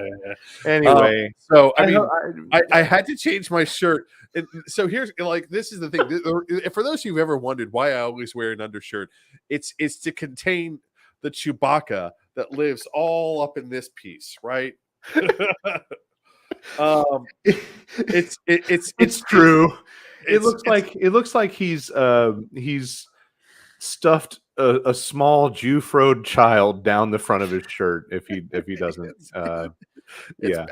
It's anyway. Seth Meyers bad. It's seriously like what was the name of the series? Goldmember. What was the name of that character? You talking about Austin Powers? Austin Powers. Yes. Yes. It's Austin Powers-esque of the level of chest hair that happens up in here. There's a reason I have to wear this shirt. Yeah. It's because I like you and I don't want to make you vomit. If it means anything, the microphone would help disguise it. Anyway, I wish the best for Bros. I hope Bros fucking kills it for the next 3 weeks after everybody gets their horror fix. I hope Billy Eichner is given plenty of reasons to shut the fuck up and the success comes over slower amounts of time. I look forward to seeing the movie either when I mosey over to the theater when I'm not out of clothes and feel like shaving, or I'll just wait for it to come out at home. And now is not a good time to be bitching and moaning that straight people cost you the number 1 slot. Oh, fucking stop it. And with that, let's drink another beer, right? There we go. So it's time again for beer. It's time for another round.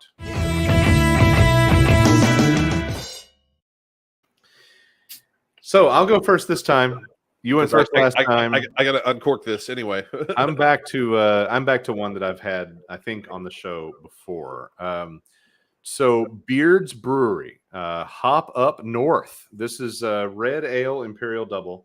I thought I'd kind of stick to the Imperial Double theme, but get a little varied. Here's the can. I like the cool like gold fall leaf thing that they're doing. Beards, for those that remember, we hit up Beards in Petoskey when we went up north to explore the UP. We went to the pub, had some mixed customer service experiences, but I greatly respect the brand and what they're doing. And everybody has an occasional stumble, so I'll get over it. But this beer is very good. It is 8%er. I'm going to pull up my Untapped cheat sheet. So 8.5 is how Untapped lists it, but it's 8 on the can.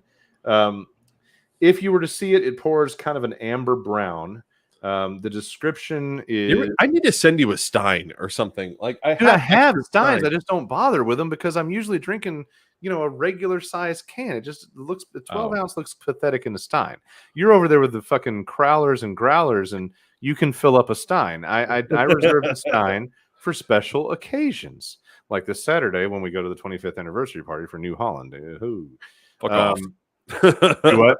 Fuck off. Yeah, I know. I'm so excited. I've been here this year. Both of the breweries, the big breweries, are the same age. So I've been able to do the Founders 20th anniversary, and I'll do the New Holland 25th anniversary and the 25th anniversary New Holland. And I'm so excited. And I just went last week to the last Friday to the Fairbanks Society annual party for Mug Club. There we go. See, Olivia has the solution for you right there. Use a glass pint. Yeah, goof. Well, I do need to break out one of my geeky pint glasses because I do have several that are etched. Probably the Decepticon one would be appropriate. But I kind of don't hate doing the cans. But for those that we have joked about needing to record our preamble, our backstage before the show, because we're a hot fucking mess. Like I'm feverishly generating Photoshop files for fucking on-screen graphics and all sorts of shit. And then like at the last minute, I'm like, okay, I'm going to go pee and grab my beer. So I would have to do a lot more responsible planning. But anyway, Beards up north, Hop Up North. It's an Imperial Red. It's good. It's hard to judge coming off. Like I think I liked it more last time I reviewed it in the last show that I featured it on. I don't think you've done this before because I think I would remember a red ale. I feel like I did though. I would definitely remember a red ale because I would go into my whole speech about why don't more breweries make fucking red ales. They're delicious, and I will say this: it is very good. I just feel like it tastes different than the last time I had it. I could be confusing.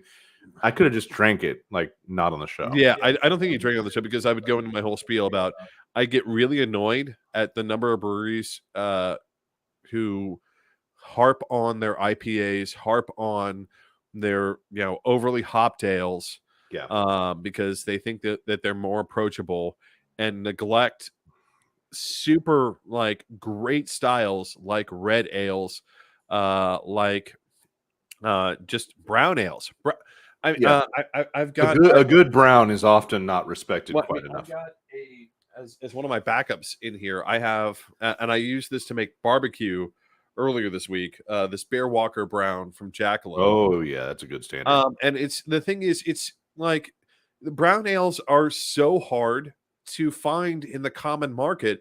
I'm so often thankful that Jackalope makes a solid brown ale. Dude, when we came back to Nashville last June or this past June to get our storage unit cleared out, we stopped in the Monroe Kroger, which some people call the Murder Kroger, but the OG Murder Kroger is over in East Nashville.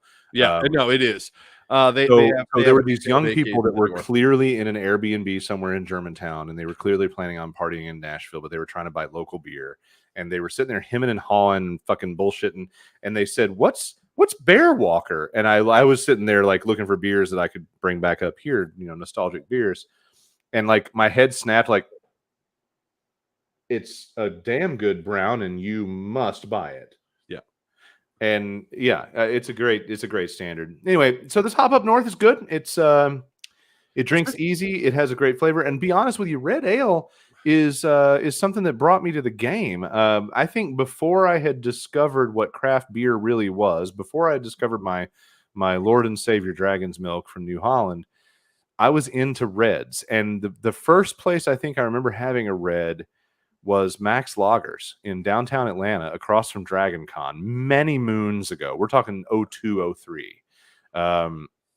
Before child, before I thought I would ever procreate, before I even knew that I would settle down for any long period of time. I was with friends doing the Dragon Con deal and decided our one nice dinner would be Max Loggers, which is fucking good place to do a nice dinner. They have a lot of good beer, and they poured me a red, and I knew I generally liked reds, but at the time, I'm almost ashamed to say this, my go-to beer was Amberbach. And I mean, you could do worse, right? But like, at least it was a Bach, right. So, but like, I hadn't really been exposed, and when they poured it, it was so red, and I held it up to the light, and I had like this religious moment of like, it's beautiful. Like, it was just, it was a really cool experience, and then I started seeking reds. Now, I mean, and the thing is, red ale is one of those styles that I really wish more breweries would pursue, simply because it's such a nice, approachable session beer. It's not off, like most of the time when you all see us drink stuff on the show, we're drinking higher, much higher ABV beers, above 6%, right? Red ale is a very, and I say this because here's the problem. There are companies out there right now trying to make session IPAs, which are like 4 point something percent. And I'll be honest, I have not had one yet where I was not thinking, this is hop water. This is not beer. But a red ale is a very easy, approachable session beer where you can drink 4 or 5 of them and not get drunk, and enjoy yourself and have something that has flavor, right? Because the balance between malt and hops in a red ale is a really great thing, that I wish more craft brewers would attempt, because it's such a great, just overall style. It's just fantastic. Yeah, that's a very good point. Now that I really do apply myself to thinking about it, yeah, there's not enough. Definitely not enough of it. I agree. What are you drinking? So it's time for my perennial. I live in Nashville and can get Hop and Frog. Oh, except when I had the opportunity for the lady to collect some Hop and Frog from Reds, she did. So we will have forthcoming episodes where we get to drink the same Hop and Frog. Thank you very much. But you go right ahead with your privileged ass Hop and Frog. Infusion A. Go Infusion A. So this was described on Untapped as chocolate milk with different texture. And yeah, that's what it is. Okay. It looks dark as fuck. It is. It is dark as fuck. Compared to most Hop and Frog offerings, which, to clarify, for those of you who haven't watched the show, Hop and Frog is a great brewery, and I love them. But for the most part, they really enjoy punishing their consumers with a ridiculous level of alcohol. So they're in Akron, Ohio, which stands to reason that I should fucking be able to find and purchase this beer in Michigan. And the running gag here is that when I inquired with them about how to find their beer, they essentially said, good luck, we don't know where it is. I mean, basically, they don't have a very good like distribution database on hand. So I just had to keep an eye out. So instead, at Reds, where there's an incredibly good section, a whole fucking section of Hop and Frog, where David always gets his goddamn Hop and Frog, I was able to convince my better half while she was down there for work a few weeks ago to grab a few of them to bring back here. So David and I will be doing some co-drinking and comparative tasting. I'm excited about it because but I mean, most of the time Hop and Frog is like such high proof. This is, and most of the time when I'm drinking on the show, it's out of a can that I poured into the stein. You're right. This was actually kegged And it's much lower proof than I'm used to for them. This is only 6.2. Yeah, that is kind of like, I mean, absolutely not to take away from it, but by the measure of their others, that's a pansy ass Right? proof. Yeah. Because normally Hop and Frog is like, if it's under 8%, it's not worth our time. Good summary. But this is basically and here's the thing, when I say it's like chocolate milk, it comes on really milky and sweet on the front and then ends with a very nice dark chocolate nutty note. And Okay. it's just super, I have to say, like, and I think part of it may be that they normally go for the stout style. Most people have problem like differentiating between stout and porter. Yeah. And there is, although if you do it enough, you can tell there's a very clear difference between stout and porter. They do not do a lot of porters, and this is a porter style.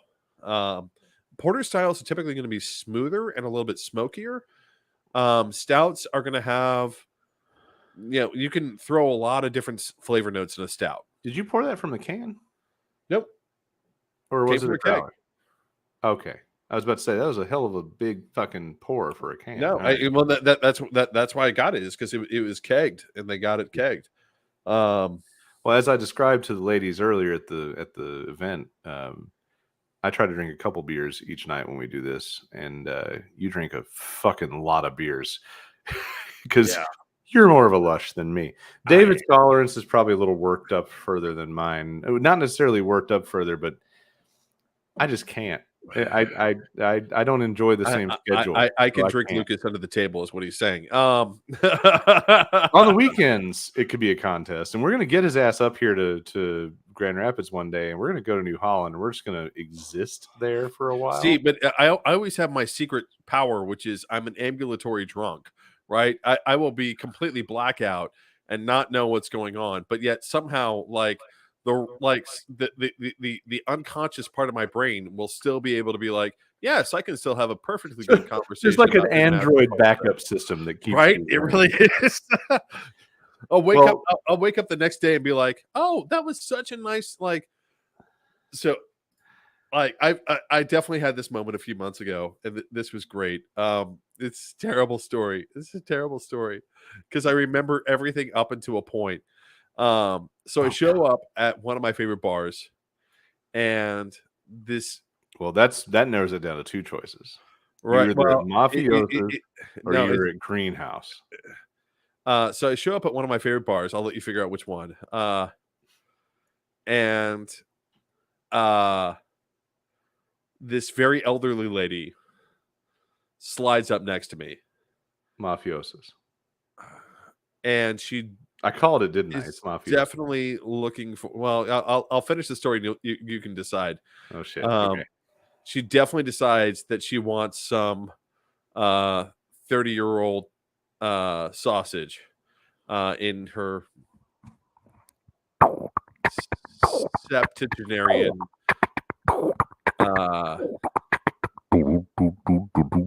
cave. She is chatting me up like nobody's business.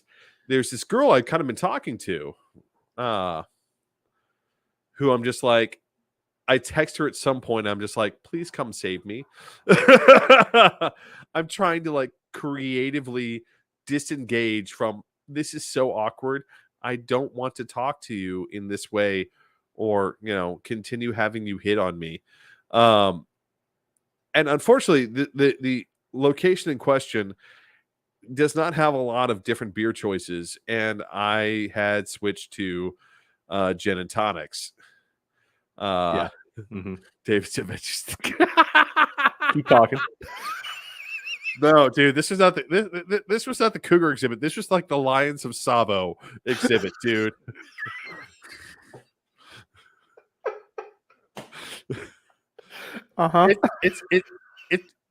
It has no mane, and it's been stuffed for a long time. Obviously not stuffed recently enough, David, or she wouldn't be having this conversation with you. Oh, Jesus. I want you here's to the know this thing. is all your fault. You opened this door, and I am Here's the thing. walking back and forth. I completely black out by about like 9 o'clock, right? Because I'm drinking gin and tonics. Uh-huh. I Uber home. It's fine. Like I Mhm. didn't I didn't do the bad thing and try and drive home. But I had no memory. And here's the worst part about it is I kind of liked this girl, and I can never talk to her again because I have no idea what happened after. The girl you asked for emergency assistance. Yeah, Okay. the cute girl that I asked for help. I can never talk to her again simply because I have no memory I feel like of I'm going to need a follow up on this story. any of what happened, right? All right. I have As we no come out of memory. this beer break, we've got to honor. I've been making the man wait because I wanted to time it out right. But Brian always brings us a little something on his particular treat of choice. And in celebration of tonight's presidential actions, we could not possibly skip out on Brian, even though his Wikipedia article covers up Jesus. the whole graphic and then cuts itself off. But anyway, let's cut to the chase. True Leave for THC oil cartridge for vaping. 87%. Whack your short-term memory. Extremely stout, not for amateurs. Strain is Pineapple Kush. Hybrid of both sativa, brain buzz, and indica body buzz. I love that he's starting to define these things for us that are newer to the You scene. didn't know that? It's hard to remember for me. I haven't committed it to memory. I just go by the brands of things, and that pleases body and soul at the same time. It's also CO2 extract, retains a flavor profile, many of the related terpenes. So that's great, awesome. We are really playing around with the idea of having Brian just do these fucking segments as part of the show, but then he'd have to put on pants or make sure he's off camera. Anyway, it's time, ladies and gentlemen. It's time for the big talk, the big discussion of the evening. We could do a whole show, but we're going to just talk a little bit about Christian nationalism. And I'm going to open with the most embarrassing, ridiculous, and stupid fucking gross image. This is an excellent current modern interpretation of art of the Christian nationalist situation. Also, Brian is not apt to wear pants for us, just for the record. Anyway, speaking of not wearing pants or having your pants down and taking it up the ass from a con man, I ran across this picture when looking for artwork for the show. And I mean, there's just so much going on here. There's the pathetic piece of shit on his hands and knees with the Trump flag cape and the American flag.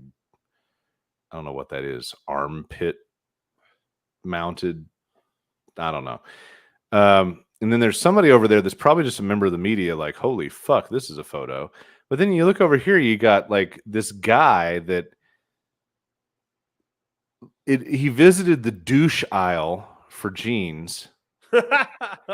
And then he's I guess he's either a biker or fancies himself that with the leather jacket, but he is just, I mean, 6 minutes from now, he's going to be done fucking that cross. And 6 minutes, that was generous.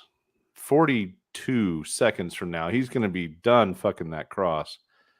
But this just encapsulates the modern iteration of this. But David brought this up as a possible topic, and I agree with him as soon as I figure out the correct thing to turn off on our screen. This is where we're at.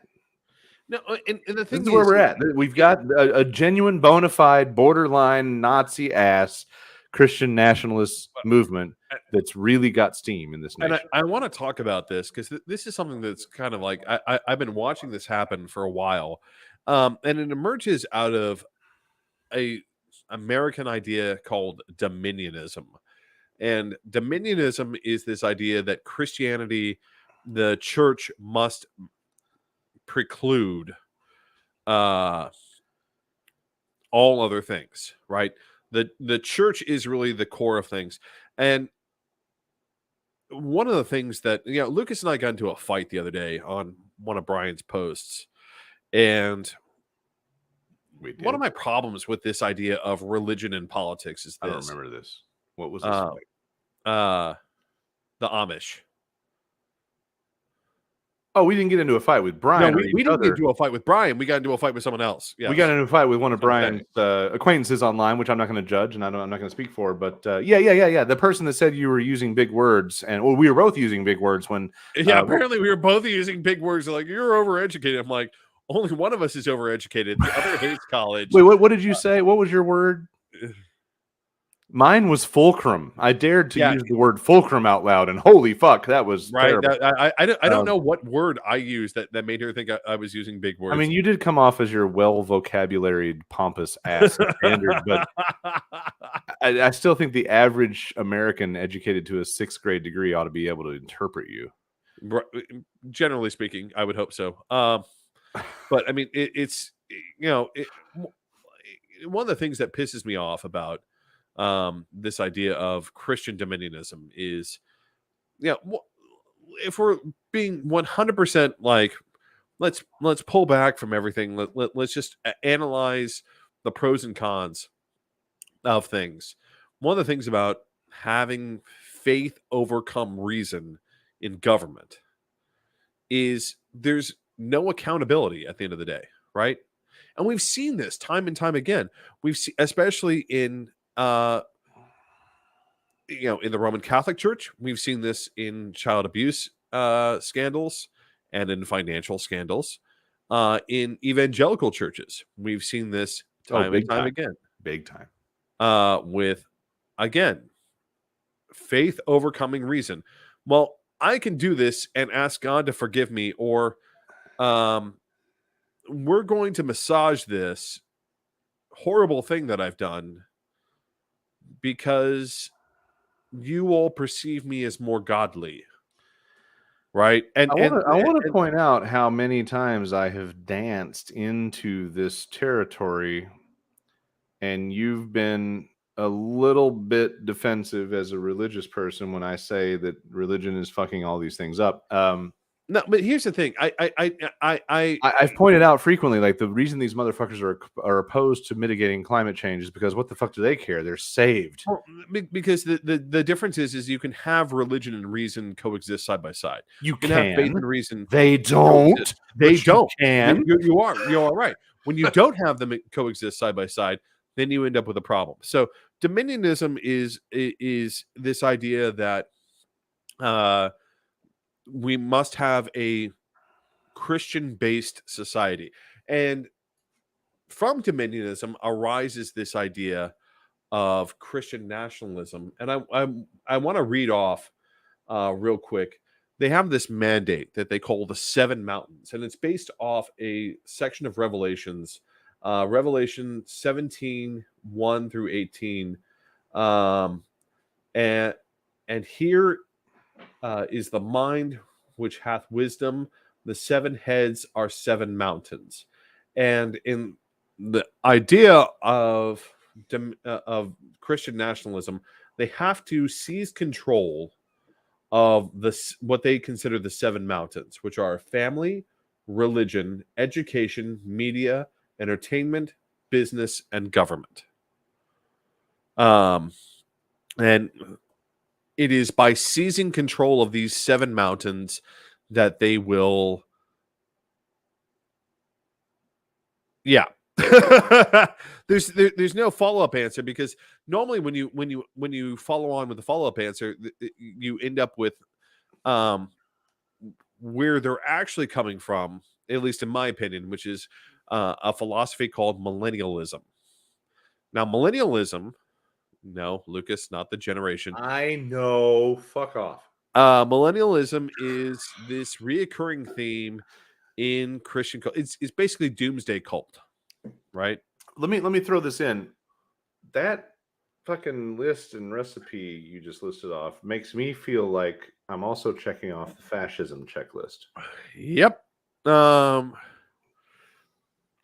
Because again, so to explain where these guys are coming from, millennialism first occurs in the early Christian church of Christ is going to come back right now, they're all still butthurt that we didn't all explode in the year 2000.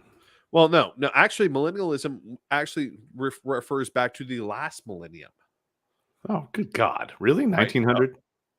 Nope. Or not Millennium. 1900? 1000. 900. Right. Well, So, or 999. well, no. I mean, it really wasn't 999. So the Argue idea, like the idea was that Christ will come back now, right? Because that's when he's going to come back, right? It's not going to be 2,000 years. Christ in the kingdom of God will return very shortly, right? We're just in a commercial break. These people are real fucking tired of waiting. So obviously that didn't happen. Then we get to America in the 19th century, and we get a return to millennialism. And the first big millennial, we should actually hold on one second. Let me David, you just don't realize how much religious people make my head hurt. No, all right. So I have to slap this on because it's true. Oh, of course, yes. It's time. It's time for David's time machine. David's time machine. Then we get to the late 19th century, and we get the Millerites, and the Millerites themselves are a evolution of an Irish bishop who tries to correctly estimate the age of the universe from the Garden of Eden. That's ironically where we get the whole like the Earth is only 5,000 years old. It's this Irish bishop.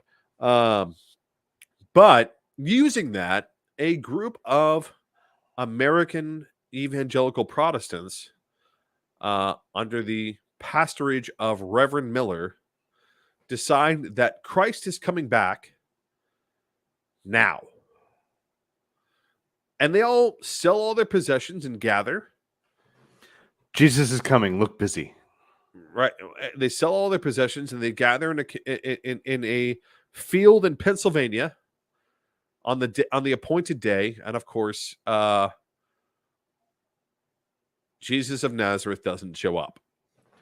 So what you're saying is it's a whole My Pillow conference. Oh yeah. Oh, it gets better because an entire church emerged out of this, which is the Seventh Day Adventists.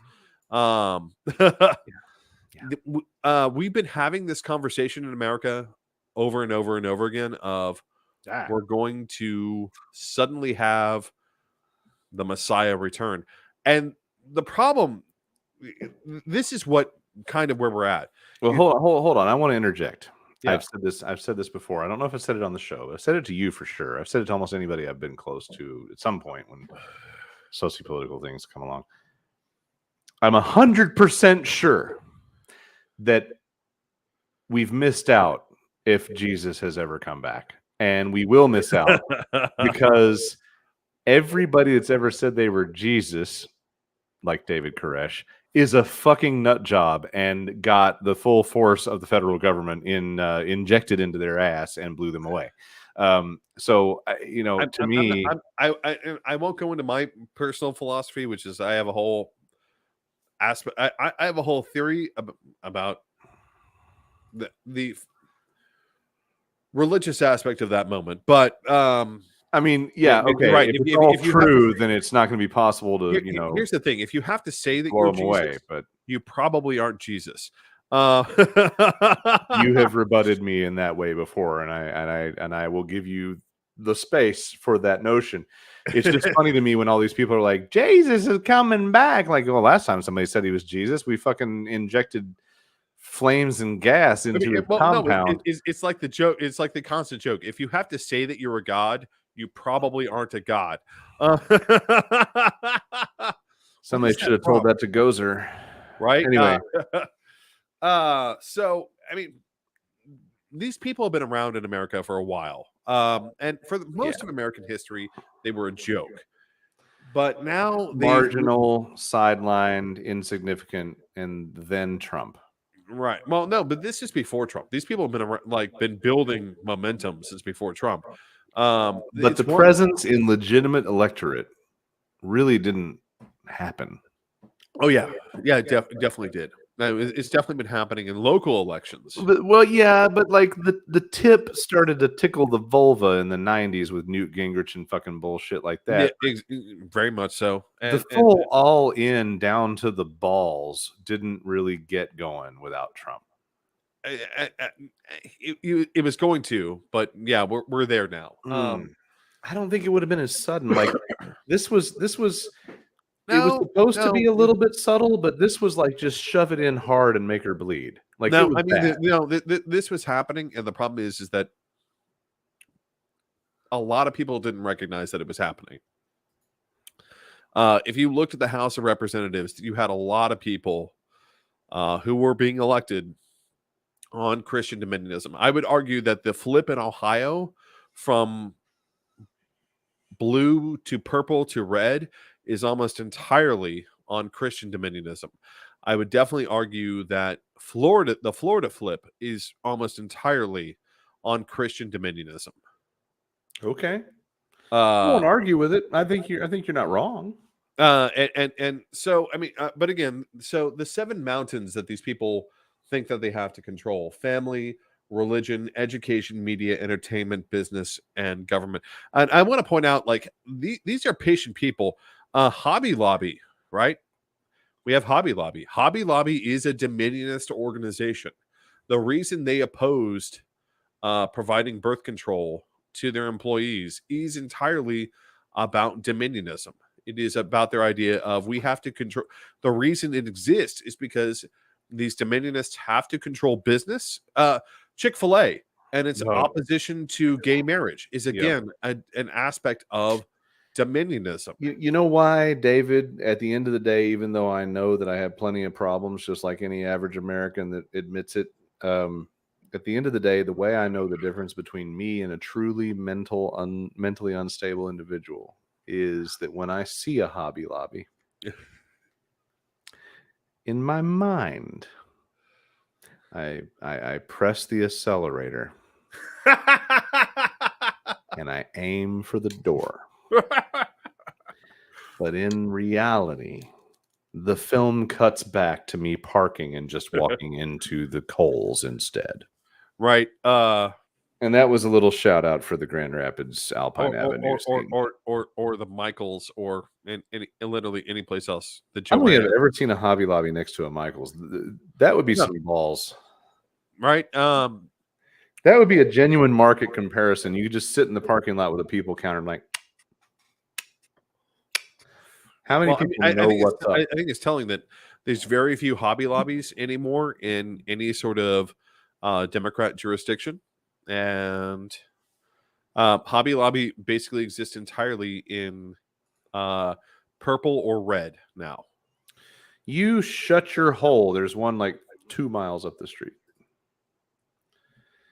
It's also dubiously next to what I've found to be a weird overabundance of traveling Picasso experiences.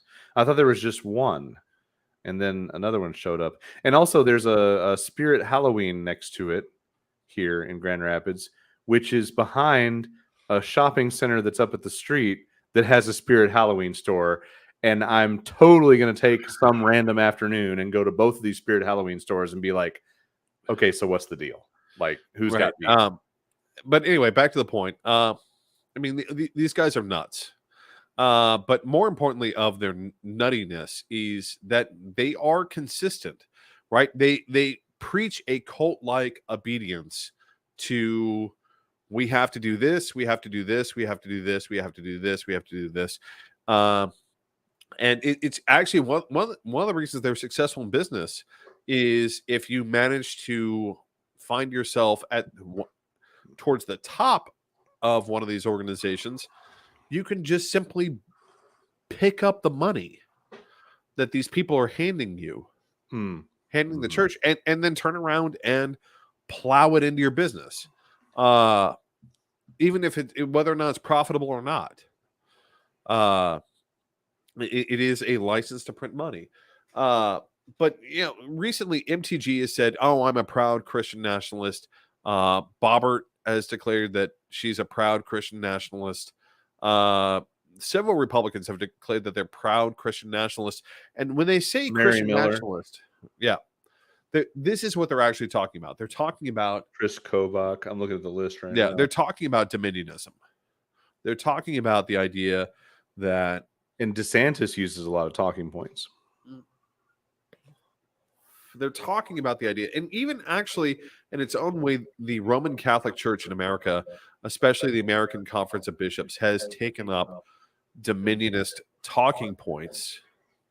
And for those that don't understand, the baseline explanation is these are the people that want to take back the United States for God. These are the people that are driving a lot of the problematic shit that we're all hoping that we can show up and vote against in a month. Like the oppression of women, the absolute abject refusal to use science and reason.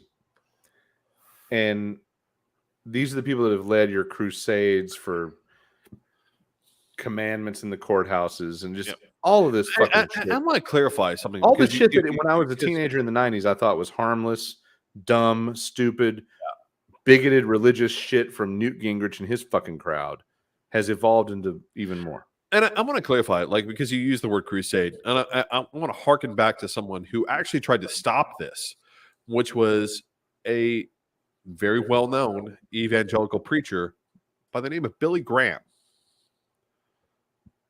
Billy Graham was not okay with this bullshit.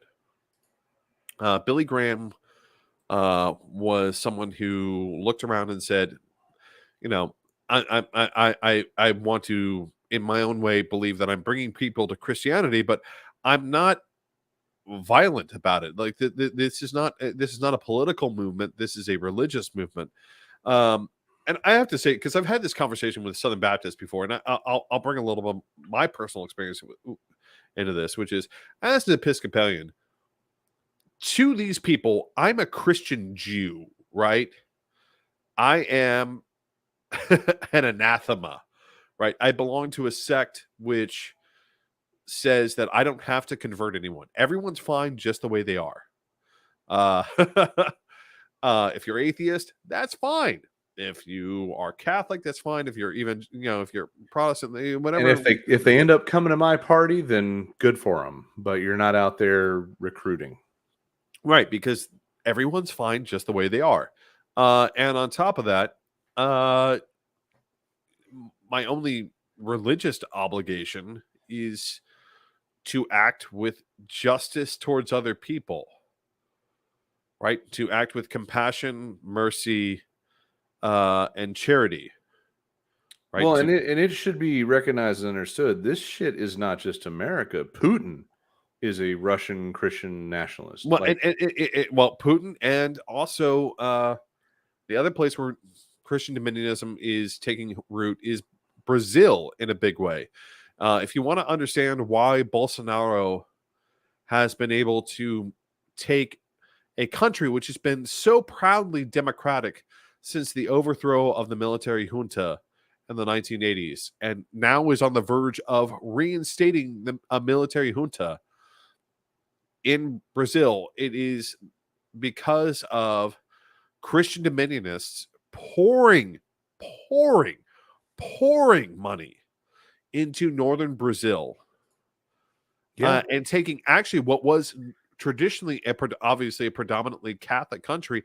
Now Catholics are only a bare majority in Brazil. And they're in a runoff now because of this fucking bullshit. Like, they shouldn't be in a runoff. It should have been a decisive election this past Sunday, and they're in a runoff because of that piece of shit. Right. And I expect ideally Silva to win, because I think Silva can turn out the votes in southern Brazil. I think it'd be great. I also want to come back to Hungary real fast. Hungary is not the same story, and I just want to answer this for Olivia real fast. Hungary has for a very long time has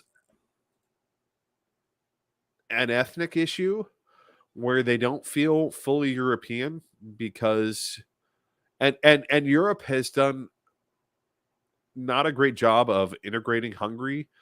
Um, and it has a lot to do with the fact that the Hungarians are the descendants of the Huns. There's a reason it's called Hungary. They're descendants of a bunch of steppe nomads who tried to wipe them out a few hundred years ago, almost 1,000 years ago, and Europe really never forgot that. uh, and as a consequence, uh, Hungary has always been its own thing, Yeah. and it's always made it very vulnerable to fascist ideologies. Hungary was a very willing member of the Nazi regime during World War II. It is continued to have strong fascist tendencies for a long time. Also, Hungary has a very anti-Western bent because of the Second Hungarian Revolution, where Hungarians rose up and tried to throw out the Russians, and they were very convinced at the time that the West and America would come and save them. And we looked at the board and said, it's great that you're revolting against the Soviets. That's fantastic. But we have nukes pointed at each other, and direct confrontation between both of us is off the board. Yeah. So we can't come and save you. I want to drop some stats that I found to be interesting. I found a big fat list of I wouldn't say disturbing, but like important statistics. Survey conducted in May 2022 showed the strongest support for Christian nationalism comes from Republicans. Big shock.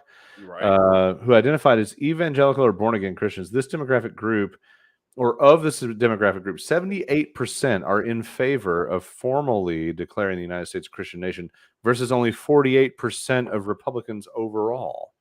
Yep. Age is also a factor, with over 70% of Republicans from baby boomers and silent generations in support of the United States officially becoming a Christian nation. According to Politico, the polling also found that sentiments of white grievance, which for those that don't understand is the belief by white people that they've been racially oppressed, which is fucking laughably ludicrous if you're even a little intelligent and objective, are highly correlated with Christian nationalism. White respondents who say that members of their race have faced more discrimination than others are more likely to embrace a Christian America. Roughly 59% of all Americans who say white people have been discriminated against favor declaring the U.S. a Christian nation, compared to 38% of all Americans. And the big key here is now the Republican Party, the GOP, GQP, understands that this is a powerful set of treads for their tank. They've known that, but in the real stark terms now. Well, no, the difference is this: is the problem that what's happening is this. Overall, like evangelical churches depend on church attendance. I don't belong to a sect that depends on church attendance, right? Simply because, well, we were the first church in America, and therefore we have a lot of backup money. Let's just be honest here. But if you're a Southern Baptist church, you need new money. You need new converts. You need people to show up and throw money in that collection plate. You need people to tithe to the church. Because otherwise you're not paying your pastor at all. Right? The reason mega churches exist, buying your armory, or assembling your bulletproof pulpit, or buying your seriously overpriced production facilities. But I'm saying, like, the reason mega churches exist is simply because so many smaller churches could no longer, like, it is the capitalization of evangelical Christianity, right? That's a fair way to phrase it. Yeah. Because I need to collect more people from a smaller number of people who are willing to pay me money, right, to continue to do this. And by doing this, I can actually concentrate, get market, like get economy of scale, do all these other cool things to improve my profitability as a church. That's why mega churches exist, right? Yeah. That's why mega churches like have pastors that are like Joel Osteen, who is a multimillionaire, right? From the collection plate. Yeah. Yeah. Yeah. Uh, Yeah. Well, so I mean, so but I mean, that's part of what this is that this Christian nationalism is, and I want to step aside real fast. I'm gonna do an entire left field thing, real fast. A really great author, and I've talked about this a couple of times on this show. Really great author. Lucas, you might look it up. John Wayne, as a Christian idol. One of the things that happened in Christian nationalism, and one of the John reasons Wayne that Jesus, is this where you're going? John Wayne Jesus. One of the things. Jesus and John Wayne. What's the name of the author? Kristen. Well, Jesus. Fuck. You're right. It's that last name that always throws me. Yeah. So Kristen Kobus Dumas. There we go. Jesus and John Wayne: How White Evangelicals Corrupted a Faith and Fractured a Nation. That's the name of the book.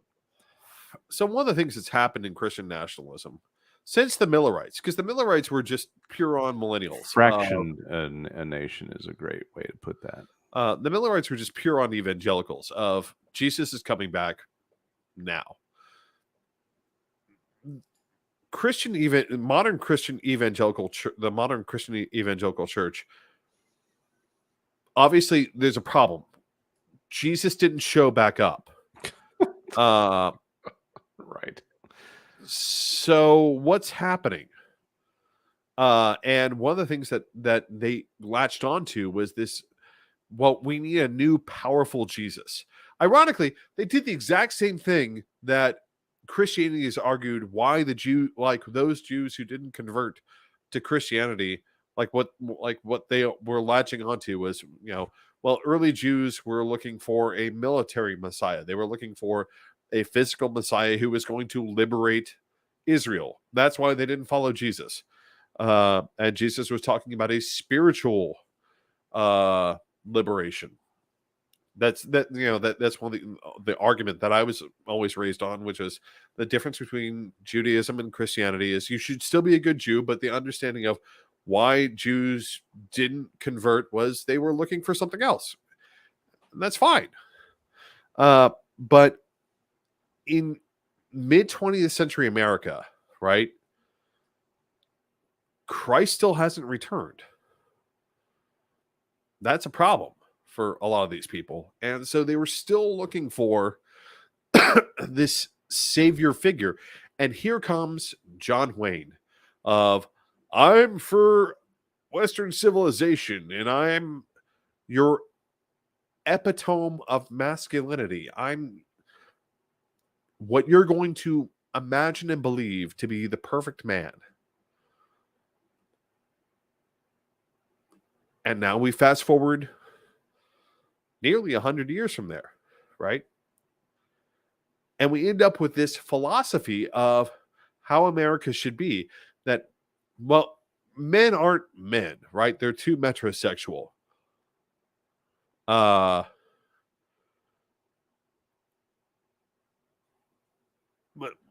they aren't cowboys. They're looking for this hyper masculine, hyper violent, hyper assertive figure in their reality. And that's one of the reasons why they gravitate towards Trump, right? Trump is in their mind a hyper masculine figure. Why is he hyper masculine? Because he does whatever he wants whenever he wants to do it. Is he a liar? Yes. Do they know he's a liar? Absolutely. They know he's a liar. But they see themselves as perpetuating that ideal of hypermasculinity.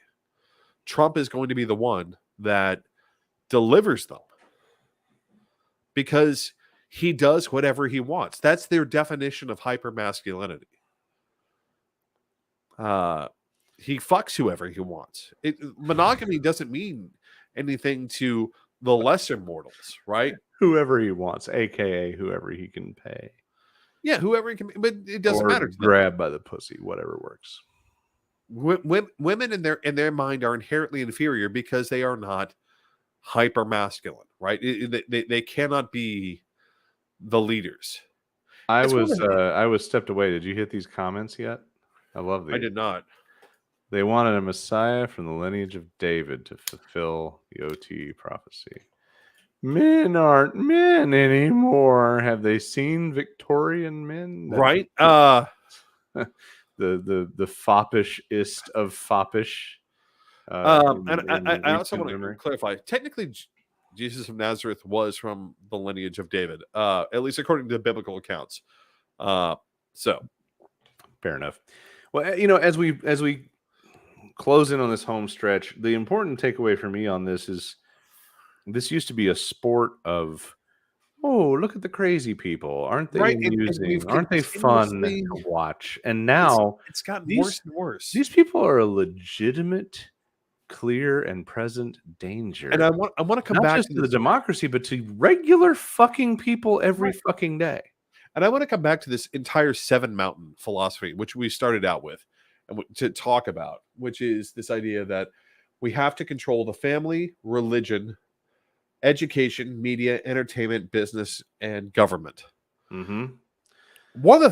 You can just run down that checklist in the current zeitgeist, like literally right now. Right. And like, to clarify to everyone, the boycotts are them trying to seize one of the mountains, them trying to attack Disney for being too woke. Yeah. However that works out. Listen, I haven't seen Disney promote any sort of gay, like what they would call even gay agenda, other than simply say having two dads is fine. Remember, for these fucking nuts, though, inclusion is promotion. Well, that's having age-appropriate books in school libraries is porn to these people. Oh God! I mean, did you hear about? So one of the women who founded Women Who Code, who wrote textbooks for young female adults to learn to code. She had her books banned from a Pennsylvania library because it was about women coding computer programs. I mean, this is what they're about. You can't have any shot at equality with these fucking people. They need the Handmaid's Tale as indicated. No, the Handmaid's Tale is too liberal for them. That's one of the things that we have to realize is that the Handmaid's Tale is way too liberal for them. That's a very fair point. Women are not completely subjugated. The fact that Olivia points out these people haven't been able to get over a mermaid, for fuck's sake. Yeah. No, I mean they will not be content. I mean anything. Like you take anything and they have found a crisis. And I have problems with the Little Mermaid thing because it looks like fucking horse shit. I have no problem with a black Little Mermaid. I don't give a fuck. But I just have a problem with the fact that the Little Mermaid, all of a sudden went goth and completely devoid of any vivid coloration when it was a brilliant fucking presentation of animation in the past. I don't give a fuck what the color of the singer is. My complaint isn't that. It's just that it's a shitty trailer. I want to see a good trailer. I think the trailer did a disservice to the beautiful woman of color with an amazing voice who is going to be in that role. And then these motherfuckers have to make people like me that are criticizing the art like in the background because, oh my God, Little Mermaid black. Like, fuck off. I also want to point out that Disney had already established that mermaids can be black. Well before this. I'm pretty sure there were black mermaids in the original movie. There were not, but there were in the animated I series. thought I had to go back and look. But I thought some background characters, but whatever. I mean, it's the same people getting mad. But one of the things that we have to recognize about Christian Dominionism is that These people care more about cartoons than any fucking weeb that I ever encountered at any convention. No, but I also want to point out this brings up another aspect of Christian Dominionism, which is it's inherently white supremacist. Oh, absolutely. Because what the idea is that they are somehow Christians are being oppressed. They are being oppressed for being Christians. When it's not about them being Christians, it's because they're being cultists, right? This has nothing to do with the practice of Christianity. This has nothing to do with your free and practice of your religion, right? Mm-hmm. This has to do with your ability to enforce your religion on others. Yeah. Right? That's what this is about. And as enforce implies that's a second stage to me. The first is force. You have to force it, then you enforce it. And they're all about it's being enforced in a large number of jurisdictions. It's being enforced. I would argue that in every place where abortion has been outlawed, it's being enforced. It's already been forced. Yeah, that's fair. Of this idea of Christian dominionism. This is one of the aspects of Christian nationalism is that we have to use law to compel people to join our cult or to obey the rules of our cult. Mm-hmm. And it is a cult. I want to point this out because there is no transparency. There is no rationalism. There is no grounding in any religious scripture other than what they cherry pick, right? There is no erudition in this group. If you're looking for anti-intellectualism, the Christian Nationalist Front is going to be pretty strong in there. Yeah, you found it. No, it's definitely found it. But we have to be aware of it. And one of the reasons we wanted to bring this up today is we have to be aware of it because people like MTG, people like Bobbert, people like even DeSantis are bringing these ideas to the fore, and we have to be aware of them, and we have to acknowledge them and say no. You're damn right. And there's no better time to remember that than a few weeks from now in the midterm elections. Row your vote. Real quick, before we go, I want to point out that we will be doing a Halloween episode where we want to have a Halloween party. We would like anybody that's a new or regular beers just so you can shove them down Lucas's throat. Tons of pumpkin beer. Basically, bring your festive beer or otherwise your festive vices, Brian. We're putting out the wide invitation for anybody that wants to join in. We'll do a big fat split screen and we'll do a little Halloween special episode probably right before Halloween. We'll nail down the date. It won't be any sooner than a couple weeks away, but it might be about 3 weeks away. It just depends on how everything flows. But we really want you to consider, if you've been out there watching thinking I could do this, all you need is a halfway decent light and a camera, and we would love to, and preferably some kind of microphone. We'd love to have you. We'd love to have a little fun, and we don't know the topic yet because the world is crazier every fucking day. We pick these basically on like Tuesday of every week. Yeah, so you never know. You never know what's going to happen. But we would welcome everybody to participate. For now, we're going to jump off of here because we have reached the time of the night when David needs to pour about his 8th beer, and I'm going to start trying to wind down. And so check out brewingcontroversy.com, as noted in the bottom. Share us with some people. Invite some people to watch along. Great crowd tonight. Great commentary. We love that you were here. Thank you, everyone. We appreciate you all. Tons of fun. Now it's about that time, so we will say good night. Good evening. And good luck. And good luck.